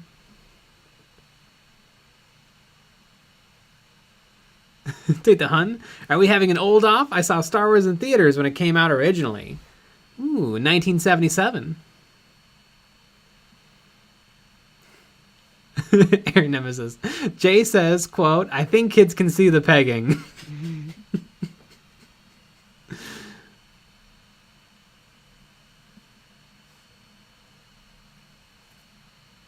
Rastail 91. Larry, Curly, and Mo. Yeah, of course. We're not talking about Curly Joe or Shemp. Ugh. I don't know. Maybe Shemp is fine, but Curly Joe sucks.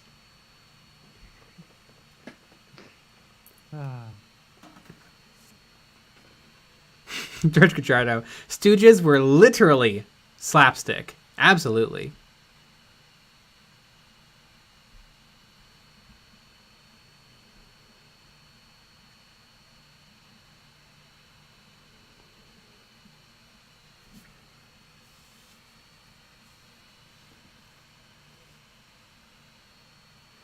Aaron Nemesis. In the old days, they'd re-release movies over and over. My earliest movie memory is seeing the re-release of Halloween and my mom chain smoking in the theater.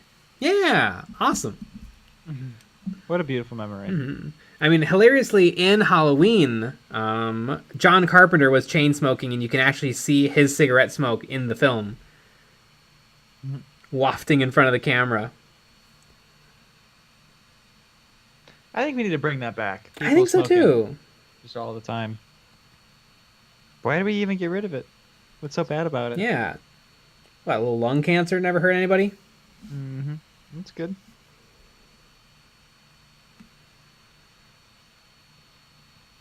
John Carpenter is an interesting director where all of his movies end up being beloved, but they always fail in their initial release. Assault on Precinct 13, The Thing. Yeah.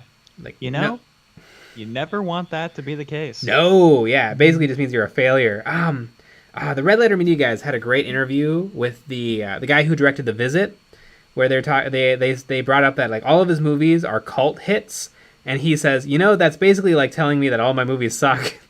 Mm-hmm.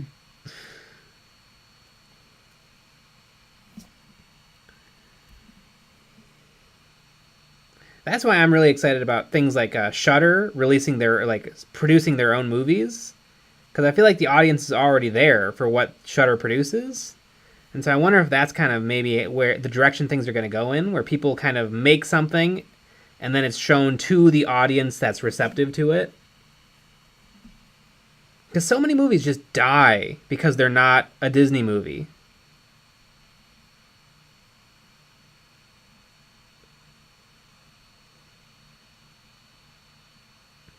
Mm-hmm.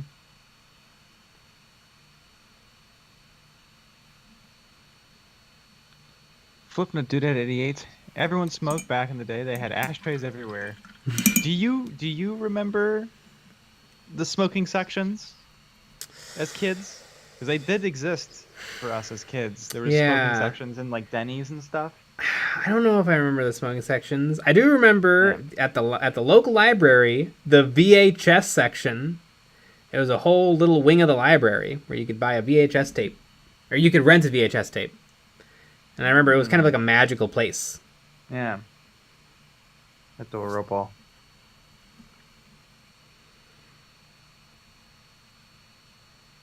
Yes, I think I remember the smoking indoors because my parents owned a bowling alley.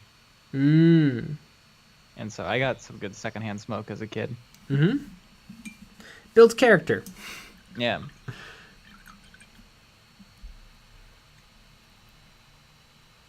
Alternative Oats, have you guys seen Videodrome? Great cult movie. Is that the one where Sam Neill and other people start to become machines? I have the vaguest recollection of that movie, and that might have been Videodrome.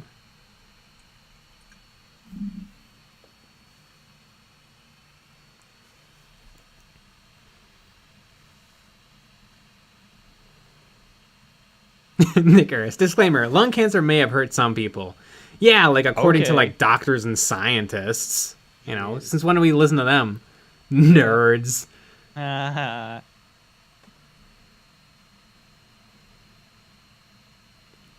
Michael Jorgensen, y'all need to see Motel Hell. Oh, I've seen Motel Hell.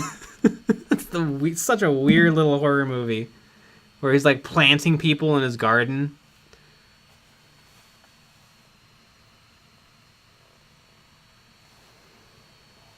It's the Hotel Hello, but guess which letters burn out?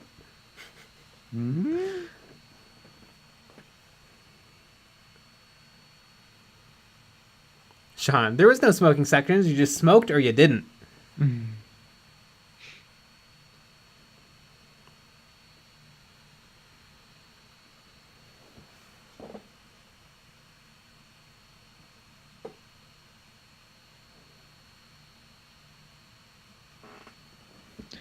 Not so average Joe. For some reason, I hate horror movies, but I love horror games. It makes no sense. I feel like it makes some sense. I feel like with a horror game, you have some control over when you're scared. With a movie, you don't. I love horror movies, but I feel like horror movies are the one time people respect other people's feelings. Where like if someone's like, I don't like horror movies, I feel like everybody gets it. Because some people don't like to be scared.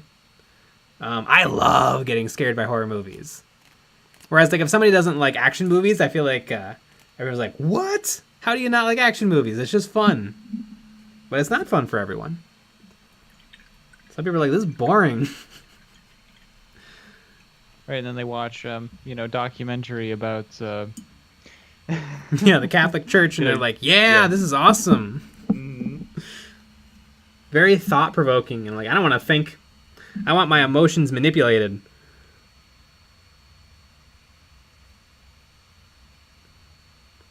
I love scary stuff. Alternative votes. My local Games Workshop has a smoking section right over by the Blood Bowl shelves. I don't believe you, but that's very funny. I believe it.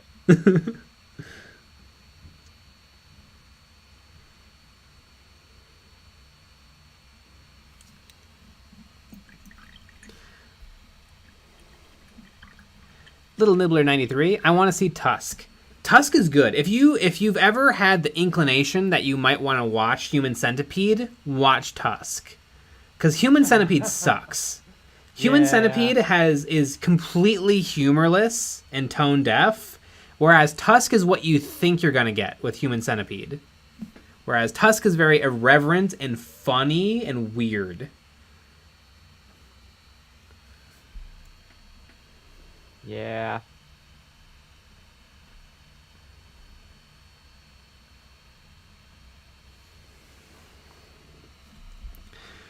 Secret A Serpents. Screening movies by target audience sounds like a great idea. The worst thing that can happen is art is being graded objectively as a product, like how you would review the effectiveness of a refrigerator.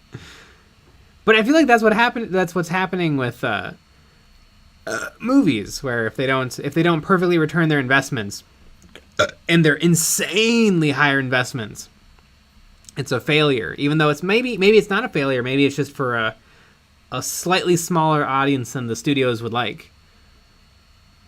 Mm-hmm. Yeah. I wonder, if, instead of spending, $500 million, $1 billion on, Doctor Strange, a movie, you split that up and you make, I don't know, 10 movies, 50 movies.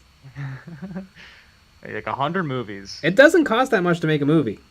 No. Like, would they, I guess, because I would assume if let's say they made 100 movies out of $1 billion, mm-hmm. Some of the movies would maybe be good. Yeah, of course. And so some of the movies would make money, some of them wouldn't. Would it average out to be the same as if they spent $1 billion on just one movie? Yeah, I don't know. I bet it would make money, but I wonder if it wouldn't make as much money as fast. Mm-hmm. Right. Because they don't want to just see a return on investment. They want to see an insane return on investment.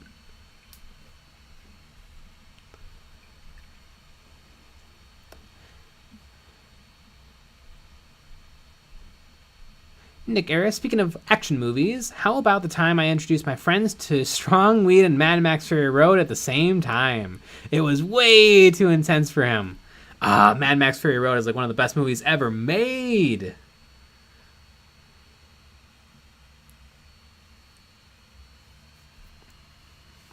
Aaron Nessum, my mom taught me to hobby. She had the good testers huffing cement, but she was a jeweler that worked with all chemical vats open, lit cigarette, and no vent hood. Yeah. I mean, that sounds sick. Yep. Yeah, that's one of those things where you say, live a little, as you're smoking a cigarette. Georgians, hey Jay, is that quarter-inch cork? Yes.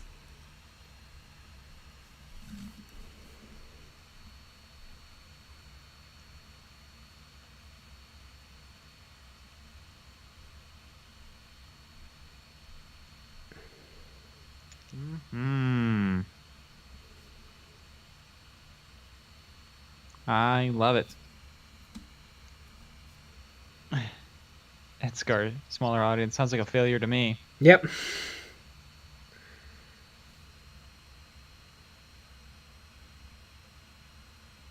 That's our average Joe. The hallucinations boost your creativity. Absolutely.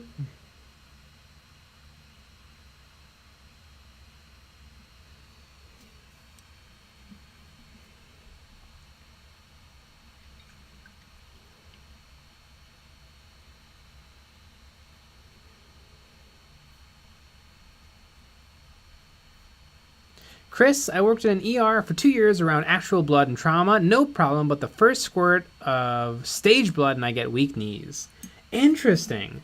I have absolutely no problem with my own blood, but I don't like seeing other people's blood. It seems like it's a weird trigger for people, is blood. I should just hide it from you. I have a bunch of bags of blood that I like to bring around with me. I didn't know it bothered you. Alternative votes. What's Nick been working on recently? Patreon terrain. I don't know if anyone knows this, but we have a bunch of terrain on our Patreon. It's a lot. Chivox, I don't think I want to see Tusk. I didn't see Human Centipede, and reading that Tusk is a lot like it, no. A solid asking Jay if he wants to paint more Astra Militarum, no. Yeah, I think Tusk is funny, and it's not so disgusting. Like, Human Centipede is disgusting. It's like shock value horror, whereas Tusk is shock value horror done very funny. Like, it's none of it is meant to be taken seriously, and it's not miserable. It's not a miserable experience to watch. I mean, Jack Sparrow is in it. Who's that actor? Johnny Depp. Johnny Depp is in it, and they gave him like a prosthetic nose that looks like a penis. It's a funny movie.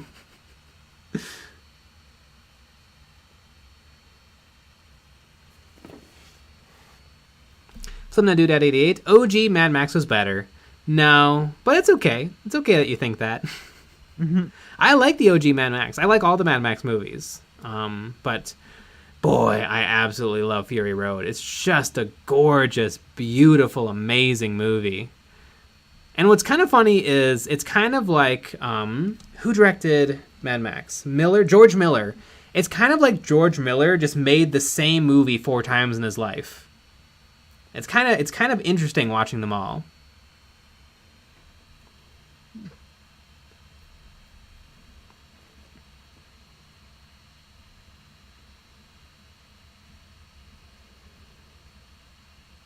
Jarunge, hey Jay, have you ever used dry tea for ground litter? I haven't used dry tea, but I have used Italian seasoning, and it does work. It looks really good. And it gives you a little fun smell. Yeah, it does. Michael Jorgensen, I once showed a new group of friends who said that they liked horror movies Reanimator, and then realized that we had different tastes in horror movies. Yeah, Reanimators is an interesting one. It's like it's very funny, and it's very irreverent. I mean, there's a reason that it was adapted for the stage. It's a really kind of fun movie, but it's not really a horror movie. It's kind of a horror movie in the same way that like Rocky Horror Picture Show is kind of in the horror genre, because that's the best place it could possibly fit. Right.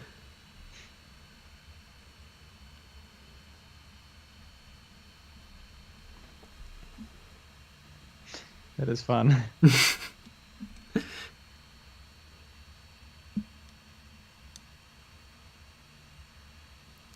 Secret A Serpent. I made a similar mistake to Michael. I showed Reanimator to my date. Needless to say, I never saw her again. Yeah, probably don't do a horror movie for a date. Unless they really like horror movies. Yeah. Seems like you're risking the biscuits. Yeah. Yeah, especially not for one of the first dates, maybe. Yeah, too. like you want to see Yeah. Hitched or some like dumb rom-com. Actually, Hitched is pretty good, but you know, I'm kind of on board for rom-coms. I like them. They're very similar to horror movies. They just play on your emotions with simple tricks. Mm-hmm. Yep. That's a neat trick.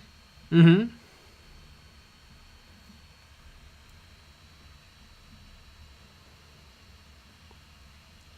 Troy, here he got electrical drive added to the multiple fuel gas system, and titanium bat super made Fury Road become the Wrath. He got electrical drive added to the multiple fuel gas system, and titanium bat super made Fury Road become the Wrath. Yeah. Mm-hmm.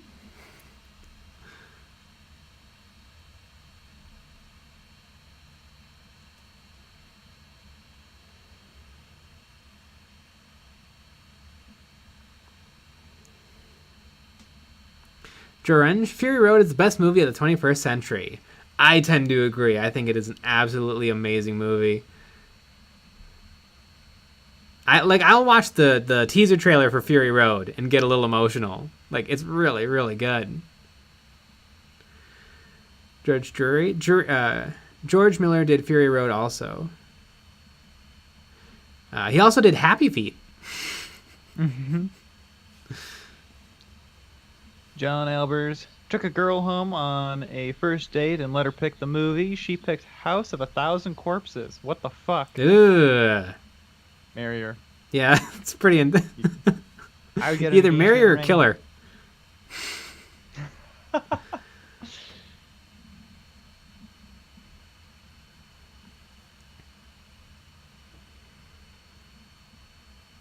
Sean, Human Centipede was awful. Like 2 Girls, 1 Cup awful, or a train wreck just cannot stop watching. Yeah, I didn't like it. It was dumb. It was yeah. It was completely tone deaf to what it was. And that's a movie I actually didn't finish it. I just thought it sucked. There was another movie I didn't finish called Hobo with a Shotgun, which was just so blatant shock value, kind of miserable, that I didn't feel like it was worth it. Like, I get it. They were just trying to be as awful as they could because they're edgy. Yeah, I wasn't for it. And that's saying something, though, because you finish movies even when you shouldn't. Yes. Yeah, like literally there's 2 movies in my life I haven't finished. Yeah. But there's a lot of movies that you should have not finished. Yeah, absolutely. But you did. I mean, when I was little, my dad bought me a 60 B-movie box of movies that are completely worthless. And I watched every single one of them. Mm-hmm. I mean, there's a couple of them are cool. Some Gameras were on there. But for the most part, they were just god-awful, like, Italian crappy movies. Mm-hmm. that I now have in my brain for some reason. What do you feel about Alfred Hitchcock movies? I like Alfred Hitchcock movies. I like The Birds. I like The Crazies is really, really good. You talking about that box set reminded me. I got a box set. I don't know. I think when I was in middle school, I was like interested in those movies. Like, I think I saw one of them on TV, and so my parents bought me a box set of them. And so we watched, like The Birds and all those kind of like typical movies. And then he made a bunch of short films, and we watched those, but they're really old. And they put you right to sleep. I took like a nap as a kid to those movies. That's not Alfred Hitchcock Presents, is it? I don't know. His TV show? Because I remember liking Alfred Hitchcock Presents. I don't know if I ever saw his short films. I think it was, for some reason, I don't know. I don't know what it was. Was it? They were like dun da short. da da da dun da da I don't know. Dun da da da da dun da dun. That was Alfred Hitchcock Presents. They were boring, though. Yeah, I can believe That's it. how I felt. Like, they were black and white, just boring. That's just kind of what it was. But I like the movies, though.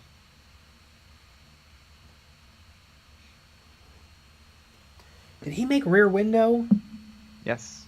Yeah. So. Mm-hmm.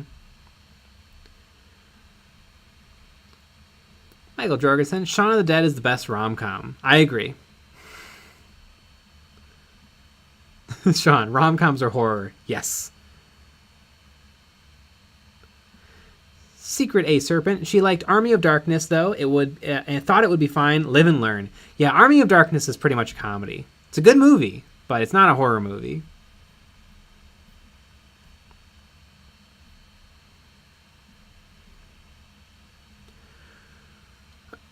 Slimmy Jazz, have you thought about making some Dune-inspired Space Marines or even Gene Stealers? Love to see that.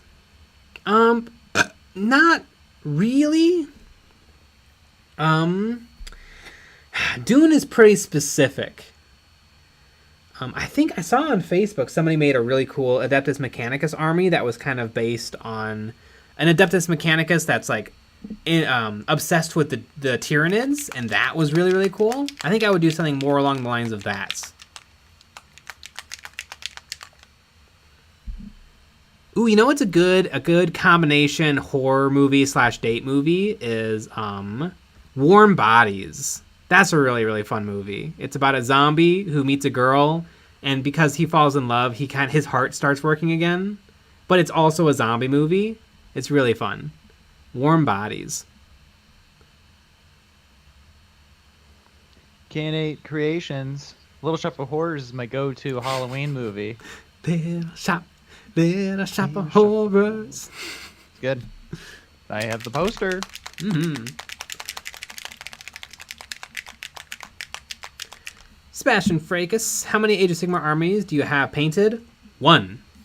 I have some Stormcast. I have all the Stormcast Eternals from Dominion, and a couple of extras. I have the Cruel Boys that are completely done, and I have a ton of Gloomspike kits that are put together.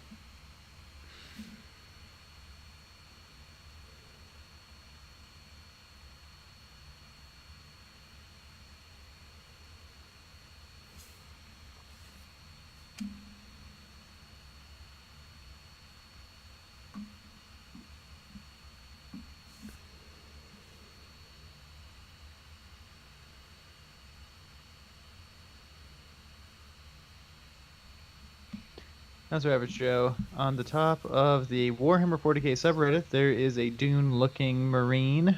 I linked to it, but I think it might break a rule. Yeah, you can't link on the live streams. It just doesn't let you. Mm-hmm. You can put it in the Discord, though. Which everyone should be a part of. Right.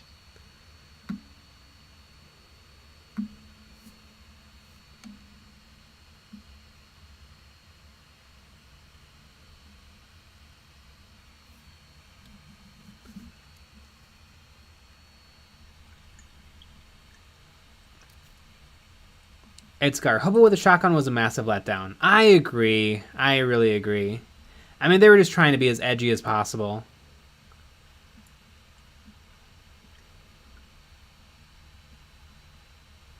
Mm-hmm. Shabox, everyone I know likes Joker. I really didn't. It was a bit of a letdown. I started to get good at the end, but it just stopped. I liked Joker. It's if you haven't seen Taxi Driver in a while, Joker's really good. The Joker is really similar to Taxi Driver. I liked it a lot, though. I liked both of them.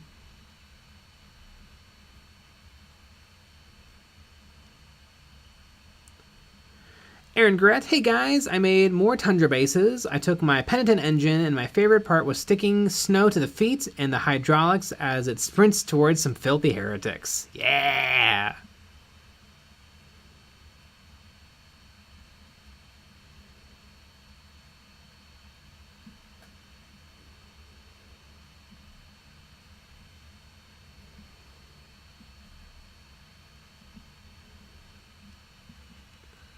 The Rybot Jay, there is a great model of RG2 on Etsy that I bought. Can't wait to paint it. Oh, fun.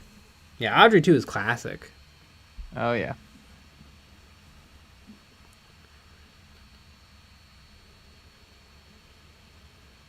Not So Average Joe, I would love to see a TV series based on SCPs. Yeah, I love SCPs. I've read most of the SCP wiki. I would love to do a YouTube channel of the SCPs, but I think what I would do is I would have because classically the SCPs are written in a format where you talk about the containment procedures that are required to house the SCP, and then there's like a weird description of the SCP. I would like to add a third part where it's like a doctor who's a little bit unhinged is like giving his personal interpretation of the SCP, and I'd also like to do an illustration of the SCP to go along with it. I'd love to do a little YouTube channel like that. I'd also try to do something for the original artist, because I don't know, it feels so lame that just some guy on Reddit makes a wonderful little story and then somebody on YouTube makes $3,000 off of it by just reading what he wrote.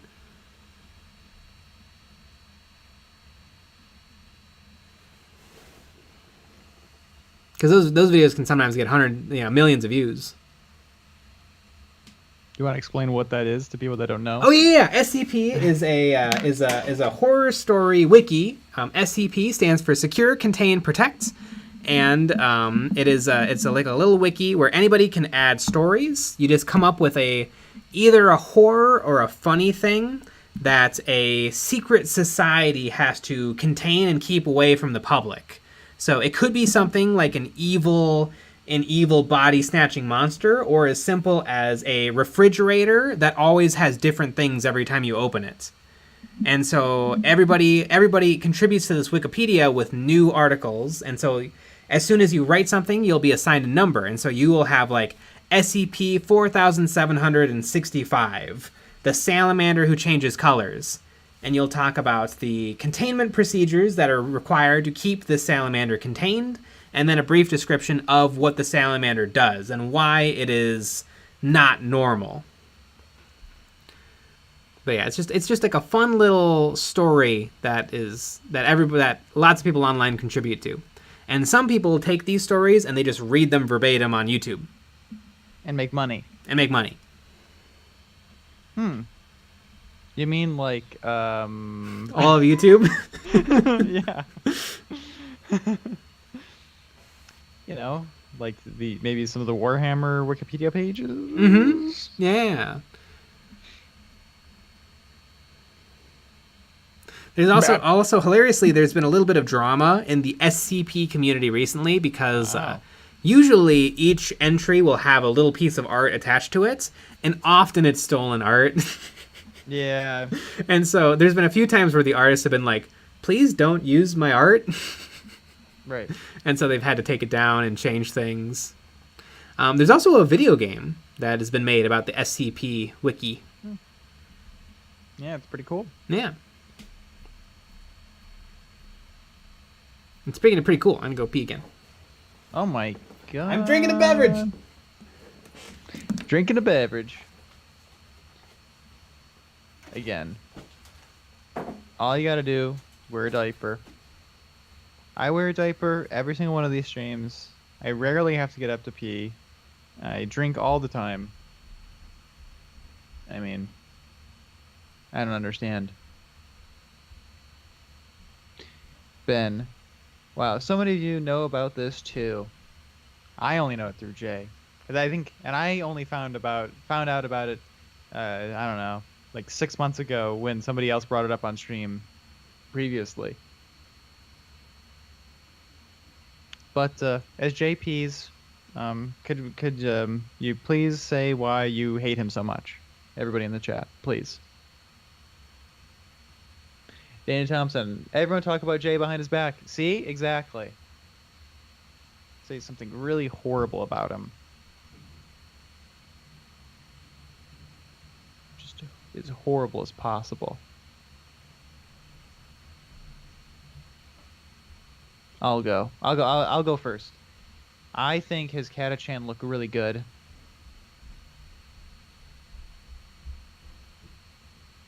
The little Nibbler 93, his goatee is trying too hard.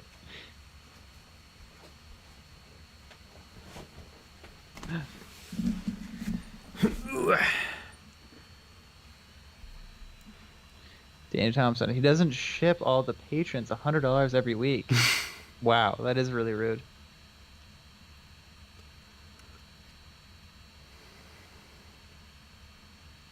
Not so average Joe. He said my bases are bad and I should feel bad. Why would you say that? I don't know. Jeez. Michael Jorgensen, aside from him being too cowardly to wear a diaper, his CATACHAN looked great. I'd wear a diaper. You don't know if I'm not wearing a diaper. Why would you leave? Did you have to replace That's true. Chevox, search YouTube for the Bad Ab War. No, because then I'm going to get a dumb Arch video. Arch sucks. Monitor, I heard that Jay doesn't return his shopping cart to the cart return. Really? I take it home with me.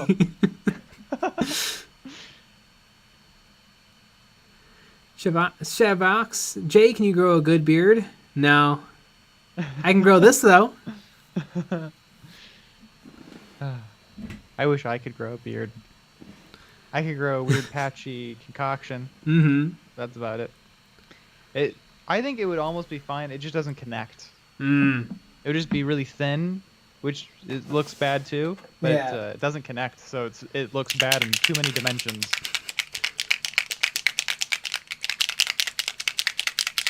Might fill out though. I know my dad, when he was like a teenager, he was in a skiing accident, and so in one part of his cheek he couldn't grow any hair like at all. Huh. But now in his older age he can. Interesting. So it's kind of fixed thing in the world. itself. Yeah. So I'm hoping that happens to me. Maybe I need to get into a ski accident with my whole face, and then in the future, when I'm in my mid-50s, I'll be fine.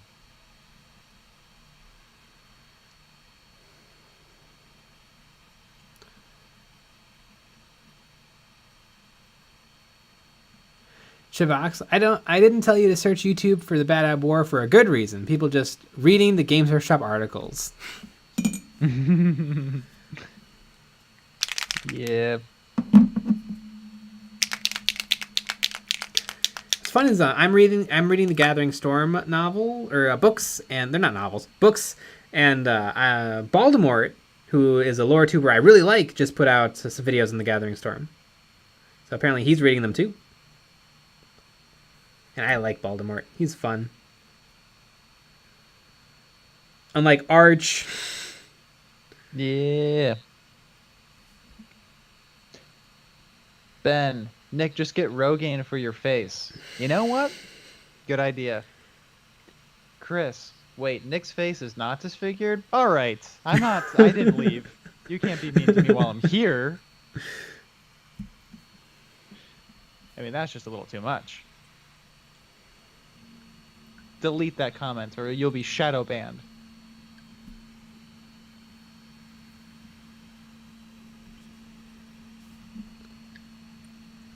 Daniel Thompson, I like Arbiter Ian's history of the Bad Ab War lore. Yeah, Arbiter Ian is awesome. Love that guy. I've talked with him. He's fun. Sean, couldn't grow a full beard till 40. At 40, hair shot out of everywhere. That's what I'm hoping for. Everywhere. Yeah. Eyeballs. My strange brain, are the animations on Warhammer Plus worth it? No, they're good, but I don't think they're worth it. I think they'll be worth it in a couple of years from now when Yeah. there's tons of stuff on there. Mm-hmm. I think they're worth it for getting a subscription to Eons of Battle Patreon so that you can watch them. Oh, yeah. Very true. Ben, Conflict Gavel is worth it. Yeah, it exactly. is. That is our Patreon show where we watch Warhammer TV and comment on it while it's happening. Mystery Science Theater 3000 style. Which, Exactly. here's something that everybody can be mad at me for. I don't really like Mystery Science Theater 3000 very much. I don't like it either. I'd rather just watch the movies. Well, you'd rather watch the movies and make you up your own commentary. Yeah. Which I would agree. Mm-hmm. Like, I love Patton Oswalt. I love the guy who does it. I love the robots. But, I just get annoyed. Mm-hmm. I like that other people like it, because I think it is a fun thing. And it gives a good... It, like, shows off a lot of old stuff that otherwise would never, ever exist ever again. Mm-hmm. But not for me. The Rybots. Jay and Nick have seen my beard. Hell yeah. Fucking big ass beard. B-A-B.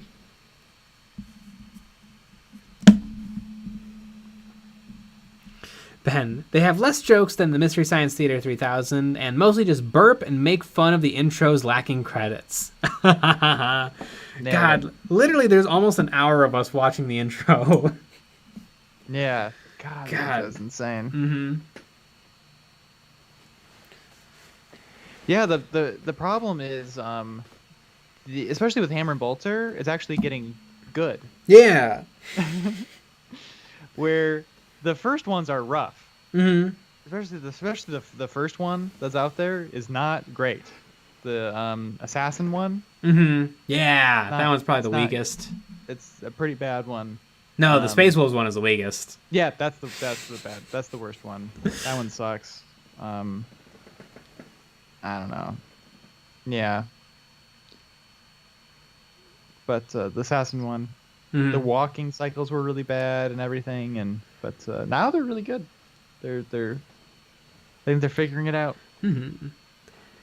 Hey, McGill, commentary tracks are the worst thing. I definitely don't think commentary tracks should be your first exposure to a thing, unless it's Conflict Guy will plus with us. But I love commentary tracks for movies, like directors' audio commentary tracks, actors' commentary tracks. It just gives you a fun insight into that world. I absolutely love it. I love Arnold Schwarzenegger does the best commentary tracks where he just narrates the movie, where he's like, I am walking to the bar now. It's awesome. But I just listened to the audio commentary track for Star Wars The Last Jedi with Rian Johnson, and it was really interesting because he did the audio commentary track right before the movie came out, so nobody had seen it yet. And it was really interesting to hear him talk about it.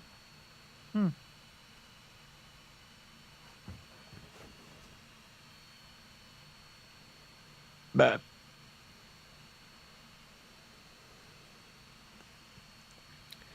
Chavox, was the Cadian show good on Warhammer Plus? There's not a Cadian show, but there was one Cadian episode of Hammer and Bolter, and it was really good.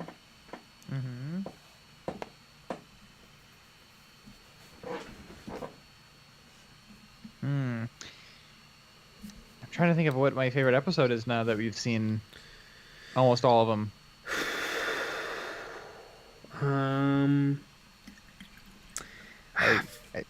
It might be the robot episode for me.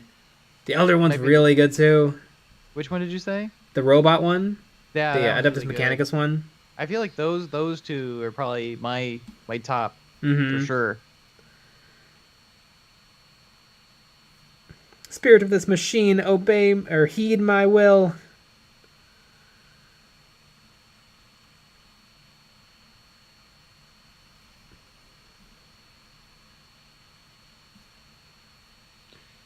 Sebastian, played my first game of 40k today. Went great. Did you win? You must have if it went great. Yeah. I remember at Steinhoffel's, we had a new salesperson, and we asked her how her first day went, and she said, it went great. I didn't sell anything, but yeah, she didn't last long. No. Interesting. Did she never sell anything? Yeah, she never sold anything, and she quit after like 2 weeks. Aww. Adorable.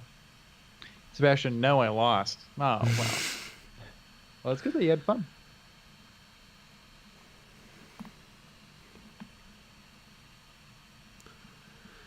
Ben, the Angels of Death with the Dreadnought. I liked Angels of Death. It was really good. And it's your favorite show of all time across anything, right? I don't know about that, but I really liked it. I mean, it was probably the best 40k thing that exists. I don't know. I almost like Hammer and Bolter better. As a thing. I like the different stories of different things. Yeah. And and I also think that's just because I don't care about Space Marines, and I definitely don't care about those types of Space Marines. But I did like it too. But I enjoyed the Hammer and Bolters. Yeah. I feel like they're just more fun because it's more varied. Yeah, I can definitely see that. Yeah, I mean, just when the little tech priest is explaining herself to the robot, why Best she does part what of she the does. show. Literally emotional. Yep. I can't continue alone. Something that thinks that she's 100% logical being illogical. I absolutely love it. Yep.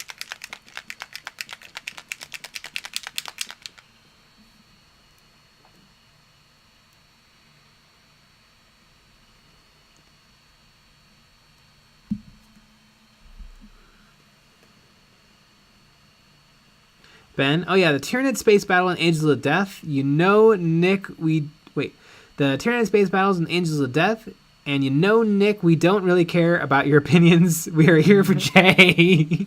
Exactly. Again, Sean. you're supposed to say that when I'm gone and I'm taking a piss break. Thank you. You're also shadow banned.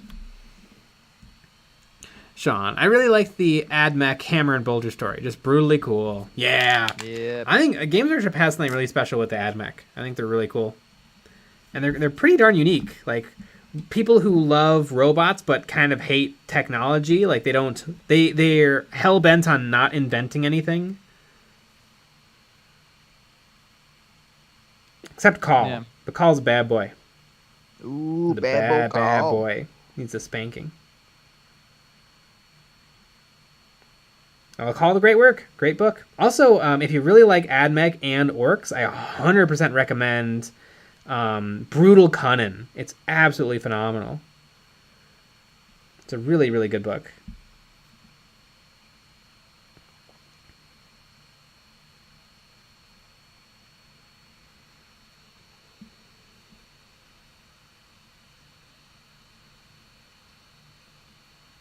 Thank you, 11. Just finished my book report on The Infinite and the Divine. Ah, nice. Probably my favorite 40k novel.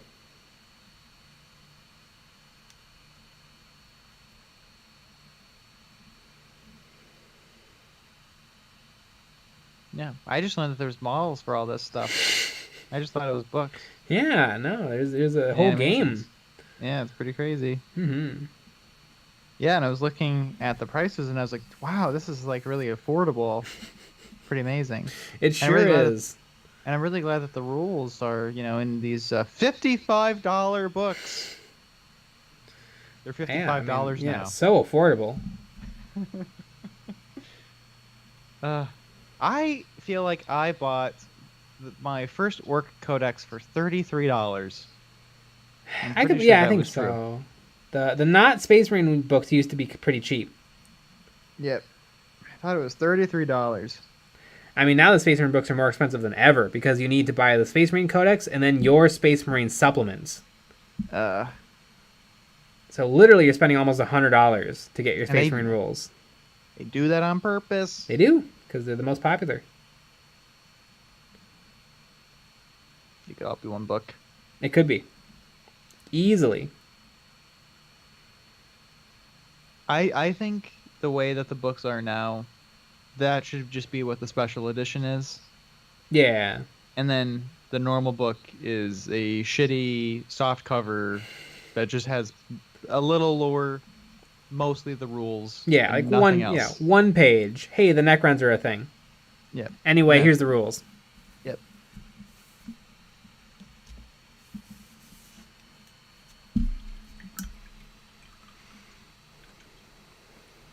Sean, Adeptus Mechanicus, AdMech remind me of Mechanicus that have memorized the manuals and recite them, smoking cigars for incest and praising the gasoline.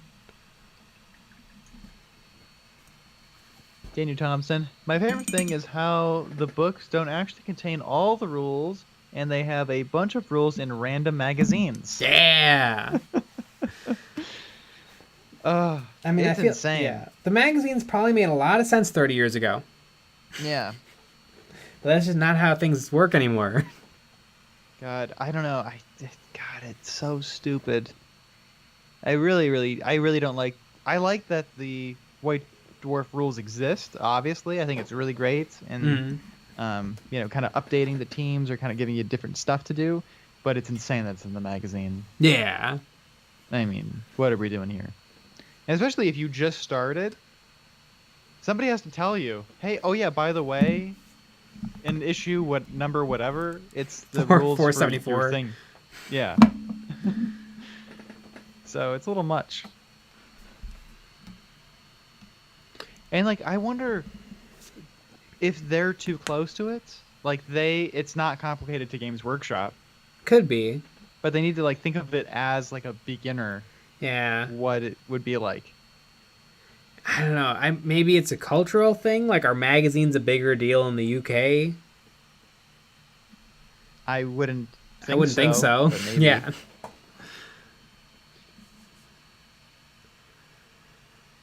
Aaron Nessim, I only play Kill Team. Huge XCOM fan. I love customizing my units. Could you sell me on doing full 40k? Probably not.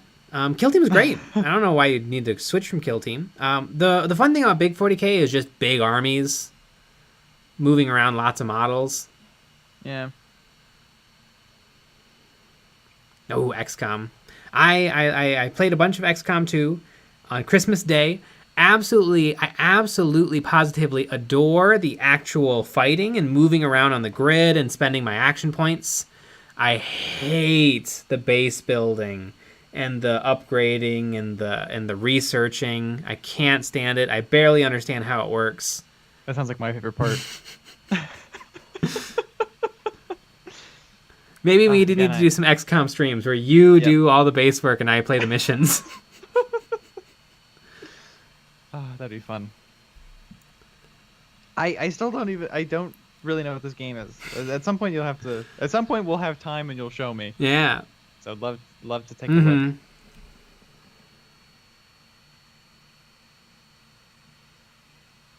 Daniel Thompson, if only there were some cool handheld devices that could instantly update with the newest rules. Maybe one day technology will catch up. Or even just like a PDF. That's fine. Yeah. I don't know. I like the Warhammer PDF. Yeah, Warhammer PDF is great. It's just good. It displays well on every device. You could print it out if you wanted to. Escar, magazines used to be a big thing. Like in the 80s, they was the only way to communicate in any hobby. But now, nope, magazines are obsolete. For a short while, I had like 5 issues of G-Force magazine. It was a Godzilla magazine. And I absolutely adored it. It was amazing. Or no, it was called G-Fan. G-Fan. And God, I only owned like 5 issues, and I read them until they disintegrated. It was awesome. You think that magazine still exists? Not a chance.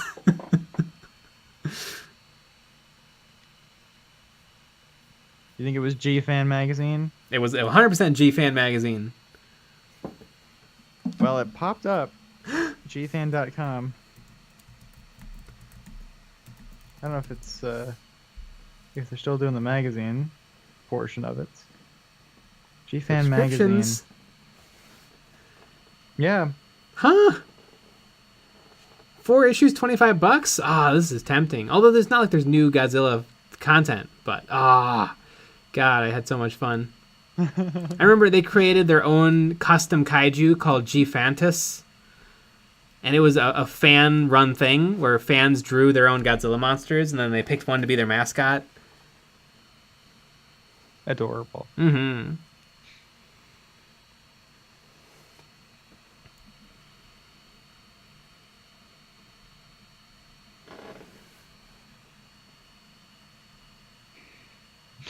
George Gujardo. Yeah, that really chaps my hide. You buy a $55 codex, and it's incomplete about a week later. Yeah. Although I actually do. I know a lot of people don't. I liked changing my book and just sharpening and new things. Made me feel like I was doing something. But I know some people are like, why would I ever write in my $50 codex? Because it's worthless. The second you buy it, your codex is worthless. You might as well Sharpie and highlight and do whatever you want. But I keep buying all the special edition ones. Those are even more worthless. Yeah. Annie Crimson, and I could guide you both because XCOM is a fantastic little game. I agree. I like There you go. XCOM. I just cannot wrap my head around the base building.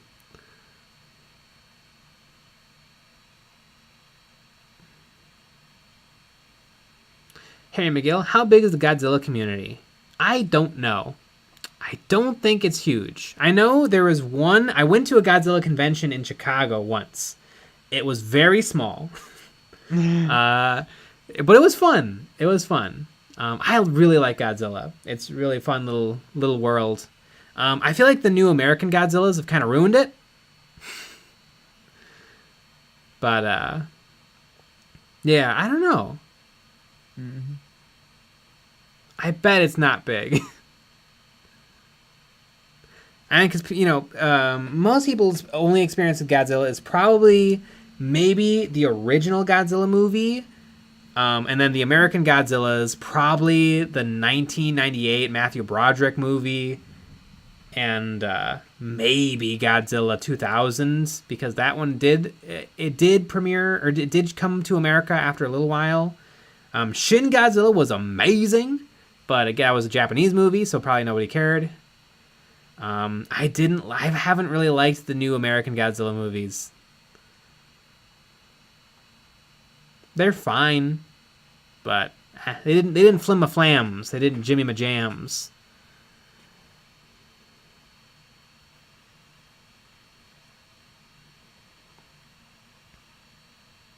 Andy Crimson, I once had an issue of Cthulhu Sex Magazine. That's probably more popular than G-Fan. Guaranteed. Absolutely.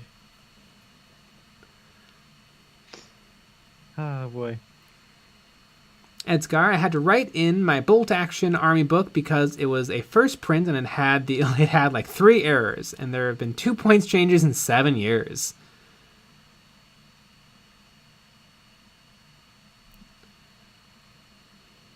Andy Crimson, suffice it to say, Jay is not into basing. Hate basing. Never do it. No basing.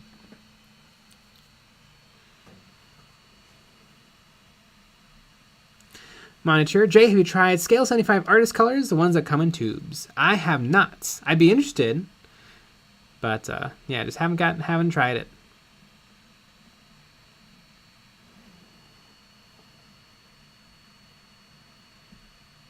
Nick Harris, +1 Godzilla superfan here. Nice. I remember I had the opportunity to go see Shin Godzilla in theaters, and I didn't take it because I was at work. But I should have. Mm-hmm. You should quit. I loved Shin Godzilla so much. Mm-hmm. I probably could have. The manager loved me.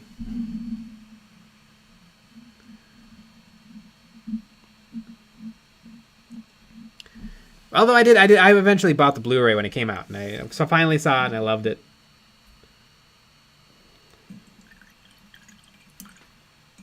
Took like 2 years because Americanizing their movies is not like Japan's, like it's not their top priority. Mm-hmm.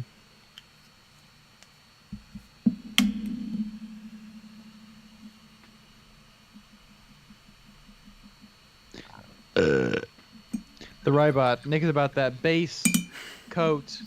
Yeah. Goodness gracious. All about that base.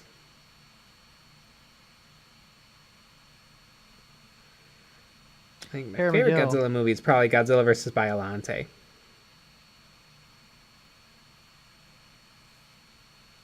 Harry McGill, what is the white paint you use? I found the black apple barrel. Liquitex titanium white heavy body acrylic. That's what I like. That's what I use. Liquitex heavy body acrylic titanium white.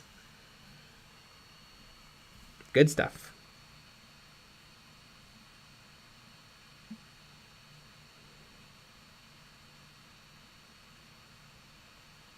Arthur Ortega, I remember when Blu-rays was the future of DVDs.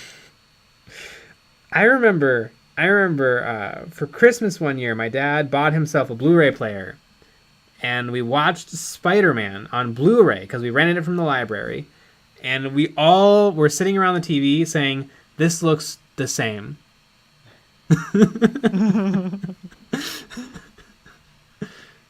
Yeah, I don't get it. No. I really don't. I don't understand. Like, is it just a lie? I don't know. I really don't.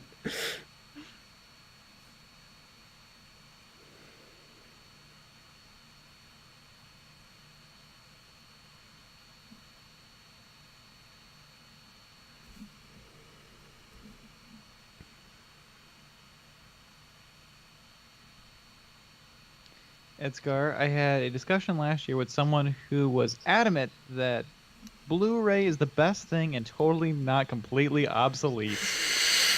I mean, it's totally obsolete now because streaming, but Yeah, I never figured out Blu-ray. I don't know what is better about it or worse about it. It's more expensive. That's More what's worse expensive. about it. Yeah, that's what's worse about it.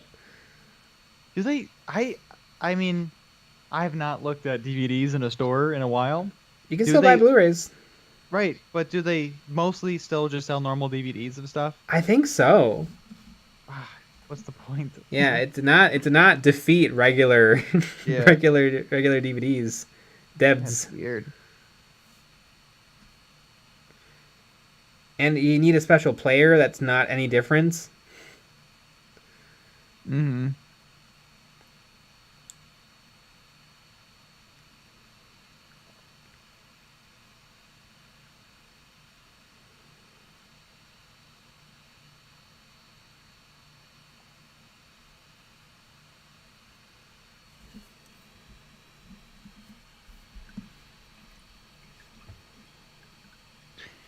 What a world.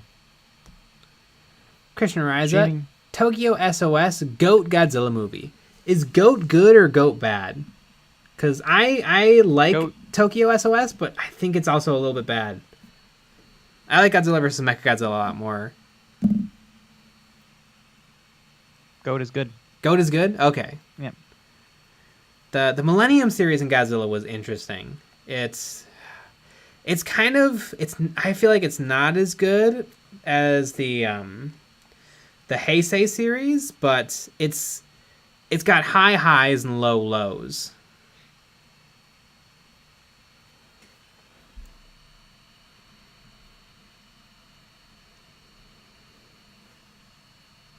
Here, Miguel, I just placed an Amazon order for the white paint. Sweet! You'll never need more white paint.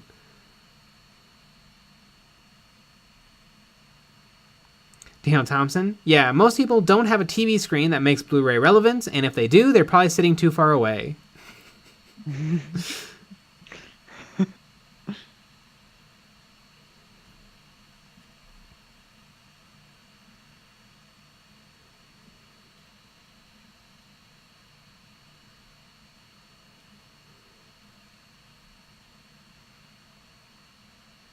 Little Nibbler 93. Best thing about Blu-rays are the menus are easier to go through. Are they? I always run into the problem where with Blu-ray players, you need the remote, and I lose the remote. You remember, I don't know, you and me and someone else was trying to watch The Exorcist 3, and we didn't have the remote, and it wouldn't play, but we got really lucky because those older DVDs just play after, like, 5 minutes in the menu. Yeah. Yeah.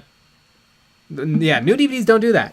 You're screwed if you don't have the remote with the OK button or the enter button.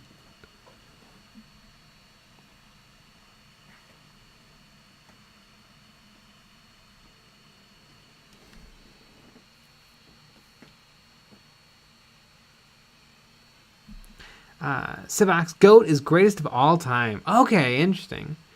Yeah, Tokyo SO... Wait, let me think.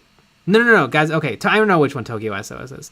Yeah, Tokyo SOS is good. I like it, but, I mean, I love Godzilla Mothra King Ghidorah. That movie is phenomenal. Obviously, Shin Godzilla is a masterpiece. Godzilla vs. Biollante is amazing. Godzilla vs. Destroya is a classic. It was the ending of the Heisei series. I think I've seen every Godzilla movie except for Godzilla vs. Hedorah. I've only seen the first half of that one.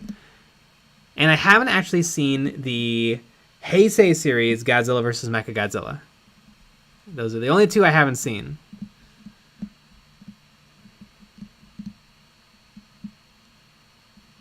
Any Crimson? DVDs only allow for a 480i resolution, whereas Blu-ray can get up to 1080p.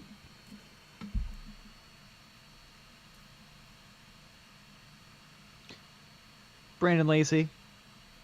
Here in Australia, we just got something called a VCR. They are pretty cool. Damn. Yeah, awesome. No, VCRs are awesome. I'm a Betamax man myself. Mm-hmm. Thank you.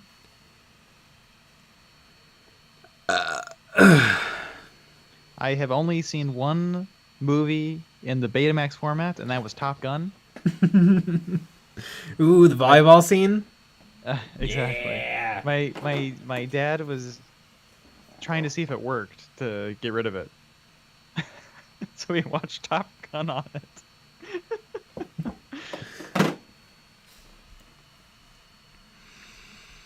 Sweaty men playing volleyball in slow motion.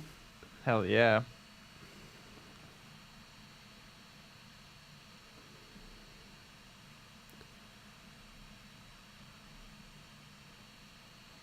Nick Eris, Millennium Godzilla is all a Neon Genesis Evangelion reference, and then Shin Godzilla is actually a Neon Genesis Evangelion. Interesting. I've seen Godzilla 2000 many times. I haven't seen Neon Genesis Evangelion yet. I want to. I really like a lot of animes from the 90s.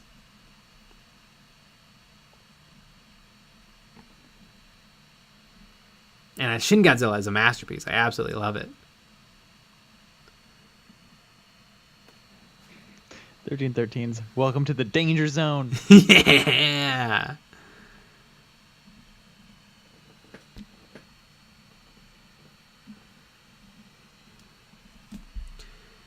Steve Bolt, hey Jay and Nick, I'm working on a Demon Prince, the Demon Prince Perturabo miniature. Wait, I'm working on a Demon Primarch Perturabo miniature using a Imperial Knights and Gunpla parts for my Iron Warriors Army proxy as a Knight Tyrant. Is it okay to use Gunpla parts? Yeah, you can use any parts. You can use whatever you want. Mm-hmm.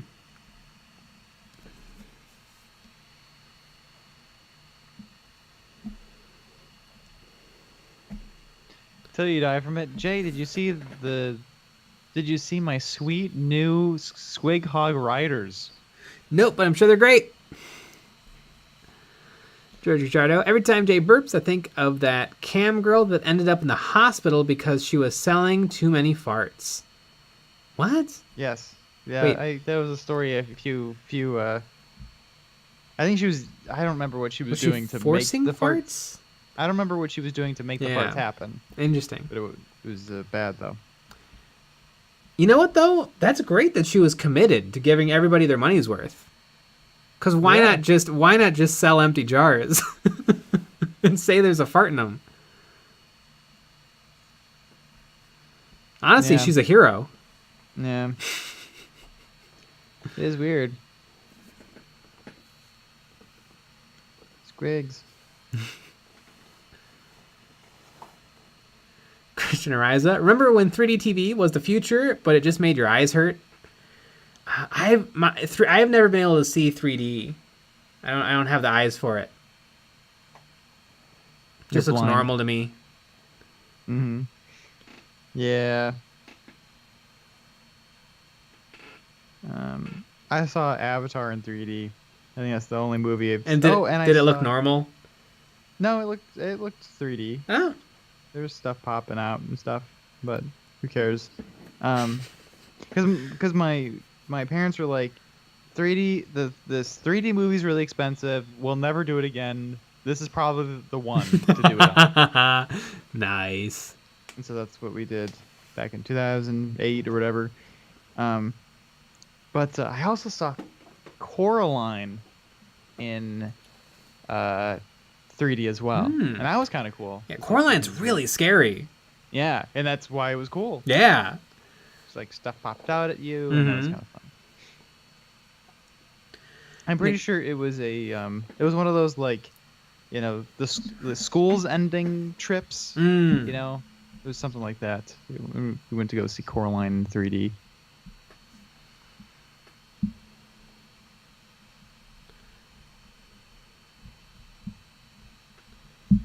Didn't They Might Be Giants do something with Coraline? Couldn't tell you.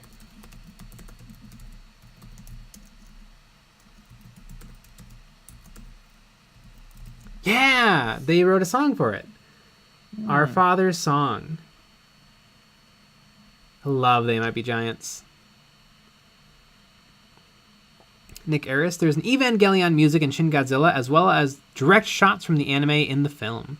Interesting. I know the director of Shin Godzilla also directed the live-action Attack on Titan movie, and he has a really great short film on YouTube that's kind of like a proof of concept And some of the moments from the short film got reimagined into Shin Godzilla.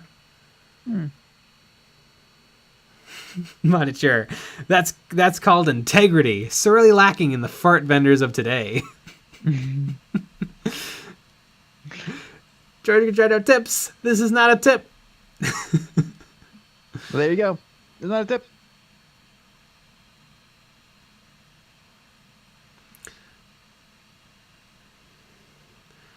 Ben, the cam girl was pretty until I read the headline, then WTF. Agree to disagree about the fart queen. I mean, if she was farting into every jar to give everybody what they paid for, I think that's great. I think that's commendable. See, here's the thing that I wonder, though. Is it the same, quantity of fart in each jar? Or is it just kind of, you get what you get? Like, is she farting? Like how many farts per jar? Like, how do you make sure each jar ends up with the right amount of farts? Right. Are we talking about a Taco Bell fart or like a Chipotle fart? Because there's a difference. Right. And that's why I want to know why she was in the hospital. Yeah. Like what was she doing to induce these? Mm-hmm. Like, was she like taking some sort of medicine to induce these farts?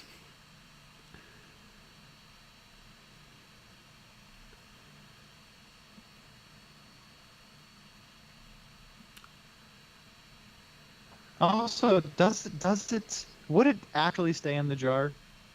I think if you capped it, it would stay in the jar. I mean, I would think it would somehow turn into like microscopic residue on the sides. It wouldn't stay a nice lingering fart. But I think you'd get a whiff. I think you could tell there's something. Little residue on the sides. I mean, it sounds like she was really committed. She was in the hospital. Lucky bet. Like, what if it's a wet one? Ooh.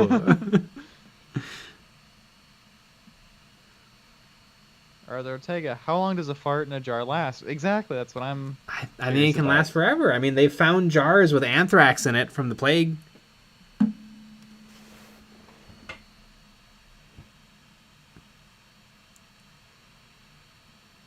Daniel Thompson, do you have depth perception? I have one eye that's 20/20 and one eye that's worse. So I don't know if that messes it up because my eyes aren't the same. I think that does. Mm-hmm. I know people that sometimes people with glasses have a hard time with it too. Mm.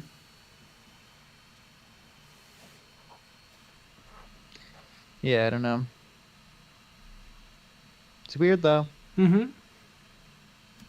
Maybe you should have better eyes. That's a good point. I've never thought of that. Yeah, just grow better eyes.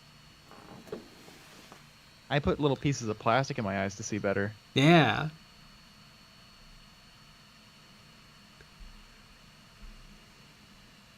Ben, you clearly use a coffee scale and weigh the jar prior to and after said release.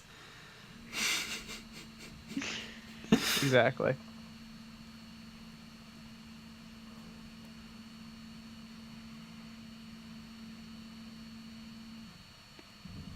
Monitor, a nice lingering fart. New band name. Jargon.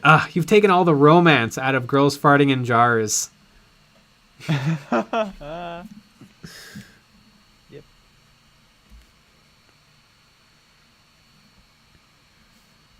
Amazing.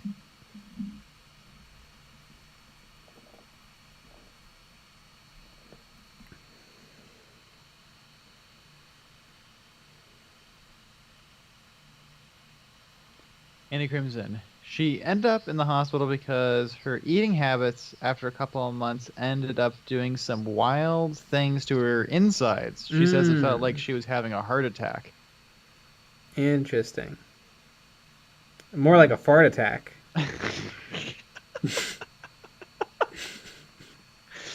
God, I wish that was like, 12 o'clock right there. That was like, the closer. Yep. Perfect.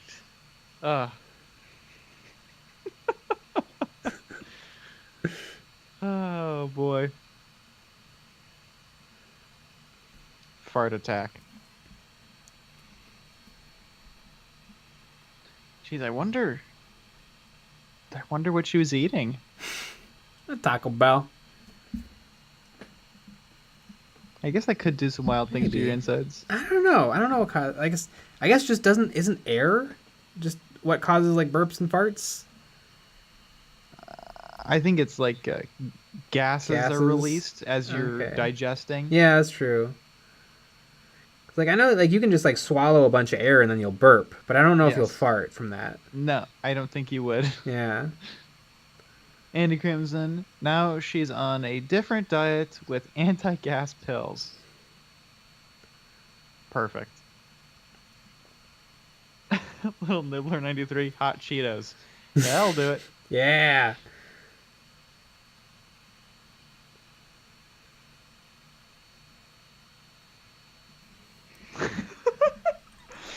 Andy Crimson. And one day she had like 3 protein shakes and a huge bowl of black bean soup. That could work. Lucky bad. Oh, look at you with your 2 eyes. I can see.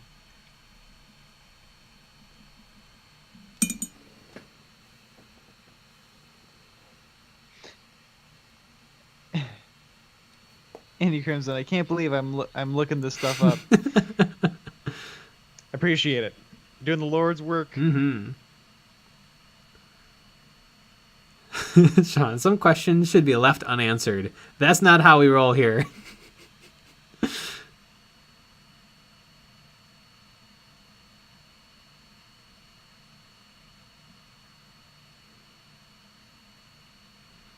My strange brain. What is the difference between a Taco Bell fart and a Chipotle fart? Asking for a friend.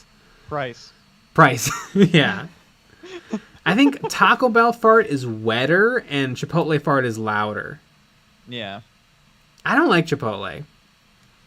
I think a lot of it has to do with the price. It's expensive for what you get, and it's not that good. Mm-hmm. Taco Bell isn't that good, but it's cheap. So it's a much easier pill to swallow. It's a much easier taco to swallow.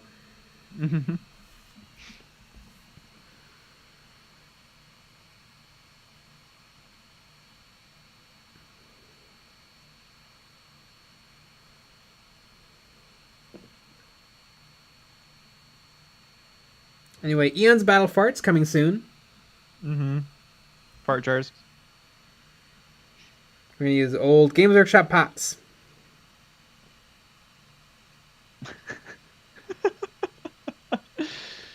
I don't think it would contain it very well. It'll do fine. Remember we just came out with that video. How to get the most out of Games Workshop pots. Mm-hmm.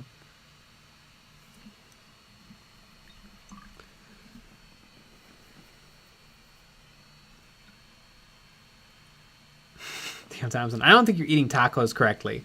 Well, Taco Bell does not sell tacos. They sell Taco Bell tacos. It's a different thing.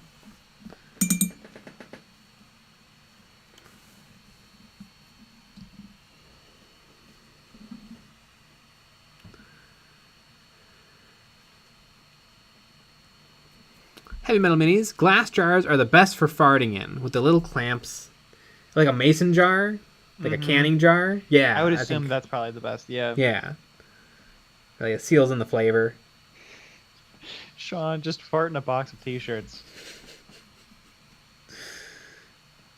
And speaking of t-shirts, we have merch! They come with or without farts, depending on what you want. Mm-hmm.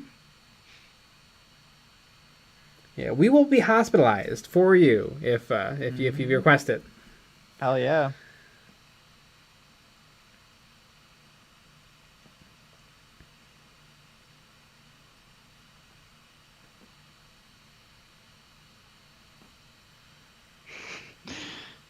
George Gazzardo, your aim has to be it's got to be legit to get in those little pots. It's got to be a whole production. You use a funnel. You use a funnel. Yeah. Yeah. Exactly. Funnel. You just funnel the fart. Yeah, the same funnel I use to change my engine oil. Exactly.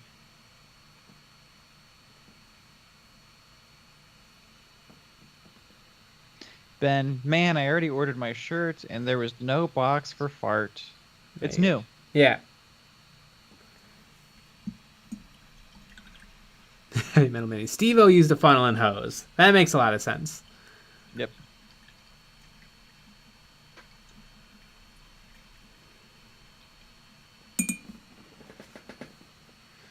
God, I really need to see the new Jackass. I love Jackass. I didn't think I'd love Jackass, but it's really, really, really funny.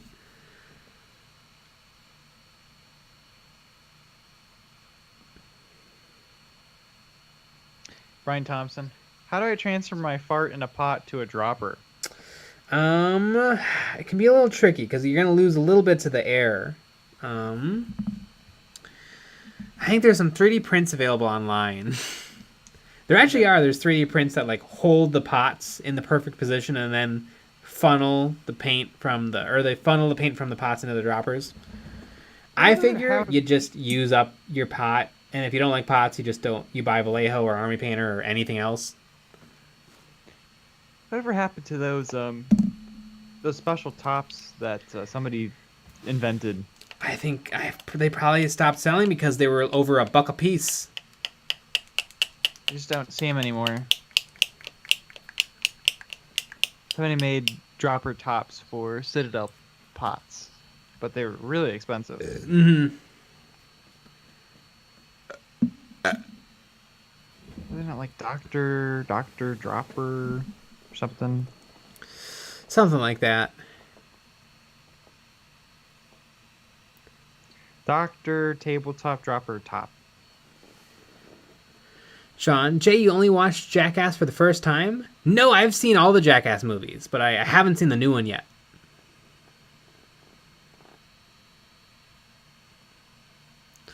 "1313's just the Jackass song makes me smile. Ah, it's so good. If you want to be dumb, you gotta be tough. If you get knocked down, you better get back up."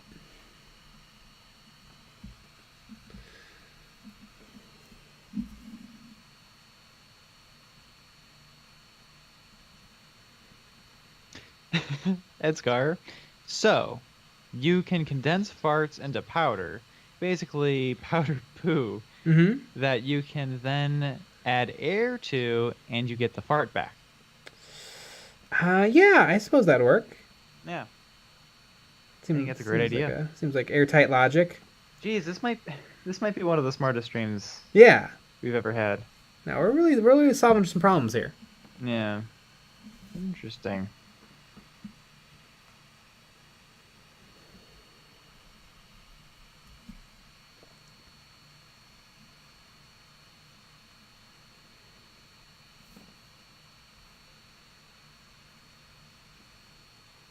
Andy Crimson, my favorite skit they did would have to be in Jackass 3, the one where they did stuff in front of a active jet engine. Ah, that one is amazing.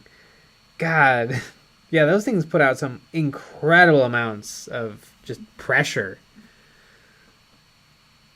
I love too also like they clearly had some skits prepared, and by the end they're just coming up with weird things to do while running in front of it and just being blown out into a field.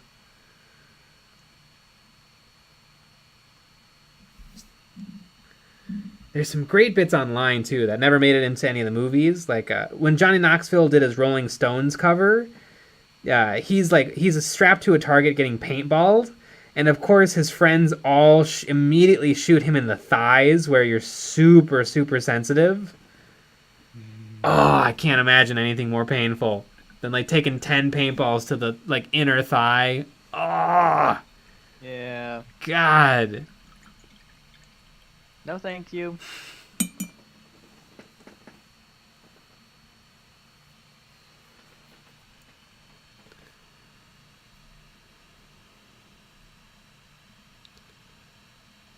I love in the jet engine part when Ryan Dunn is like fighting against the jet engine and he can't walk forward towards it, and then he just jumps and then is immediately blown backwards.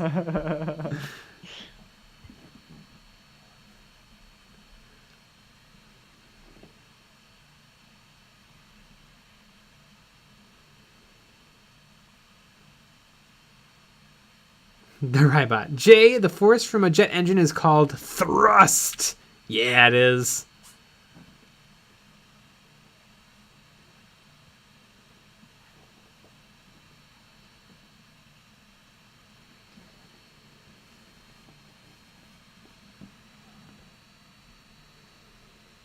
Ethan Muller, how do you get rid of weird textures on models? It's hard. You probably either have to scrape it off or sand it off.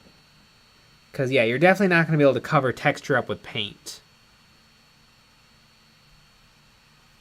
Unless you add different texture on top of it.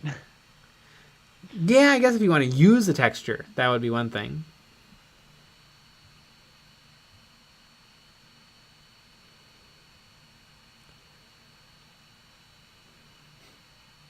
Hidden Crimson. One thing you might not catch on initial viewings is that he has a drink that's like the first thing that gets blown away, and then he forgets that and reaches for the beverage as if it was still there. Yeah, like the first few skits they did with the jet engine is really funny. Like he's like a waiter with a tray, and he's like walking to like a dinner, and the tray everything on the tray just immediately goes instantly.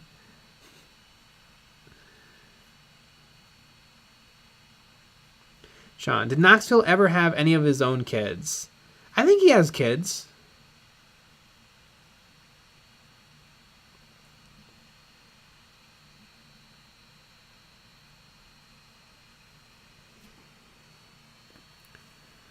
The Holy Emu. Would you ever make a kill team for every Imperial Guard regiment? No. But I made 2. I made Krieg and Catachans. But there's like a billion more. I know, and that's fine. I'm also not going to make a kill team for every Space Marine Legion. Why? Although I may make some if Games Workshop actually releases those rules. Because I want the excuse to paint a bunch of different legions. You hear that, Games Workshop? Your want move. Him to spend more money? Mm-hmm. Yeah, you want me to buy 1 box of Intercessors? Hell yeah.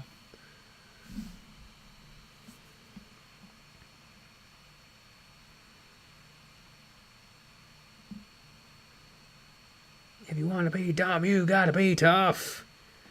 If you get knocked down, God, remember? I think not that long ago I showed you the big hand slapping people. Yeah. God, does Bam Margera go down so hard? Oh, it doesn't even look real. No. Wham! Oh, God, it's amazing none of those people have ever been seriously hurt on a stunt. They must actually try. Like, underneath all the insanity, they must actually try really hard to keep everybody safe. Mm-hmm. And speaking of being safe, Yeah. that is 12 o'clock right there. Woo! I'm gonna go fart in a jar. Yeah, you are. And little announcement for next week. We will be streaming Monday, Wednesday, and Saturday. And we'll also be doing our Patreon-only stream on Friday. But we will not be doing our normal stream on Friday or Wednesday and Thursday because we'll be at Adepticon. Yeah! So it's going to be a little bit of a different week next week. Mm-hmm. But anyways, make sure you go watch all the videos from the week and join the Patreon. Get some Patreon stuff. And we'll be back on Monday with another live stream. So join us for that. All right, everybody. Thanks for being here on this long stream. Good night. Good night.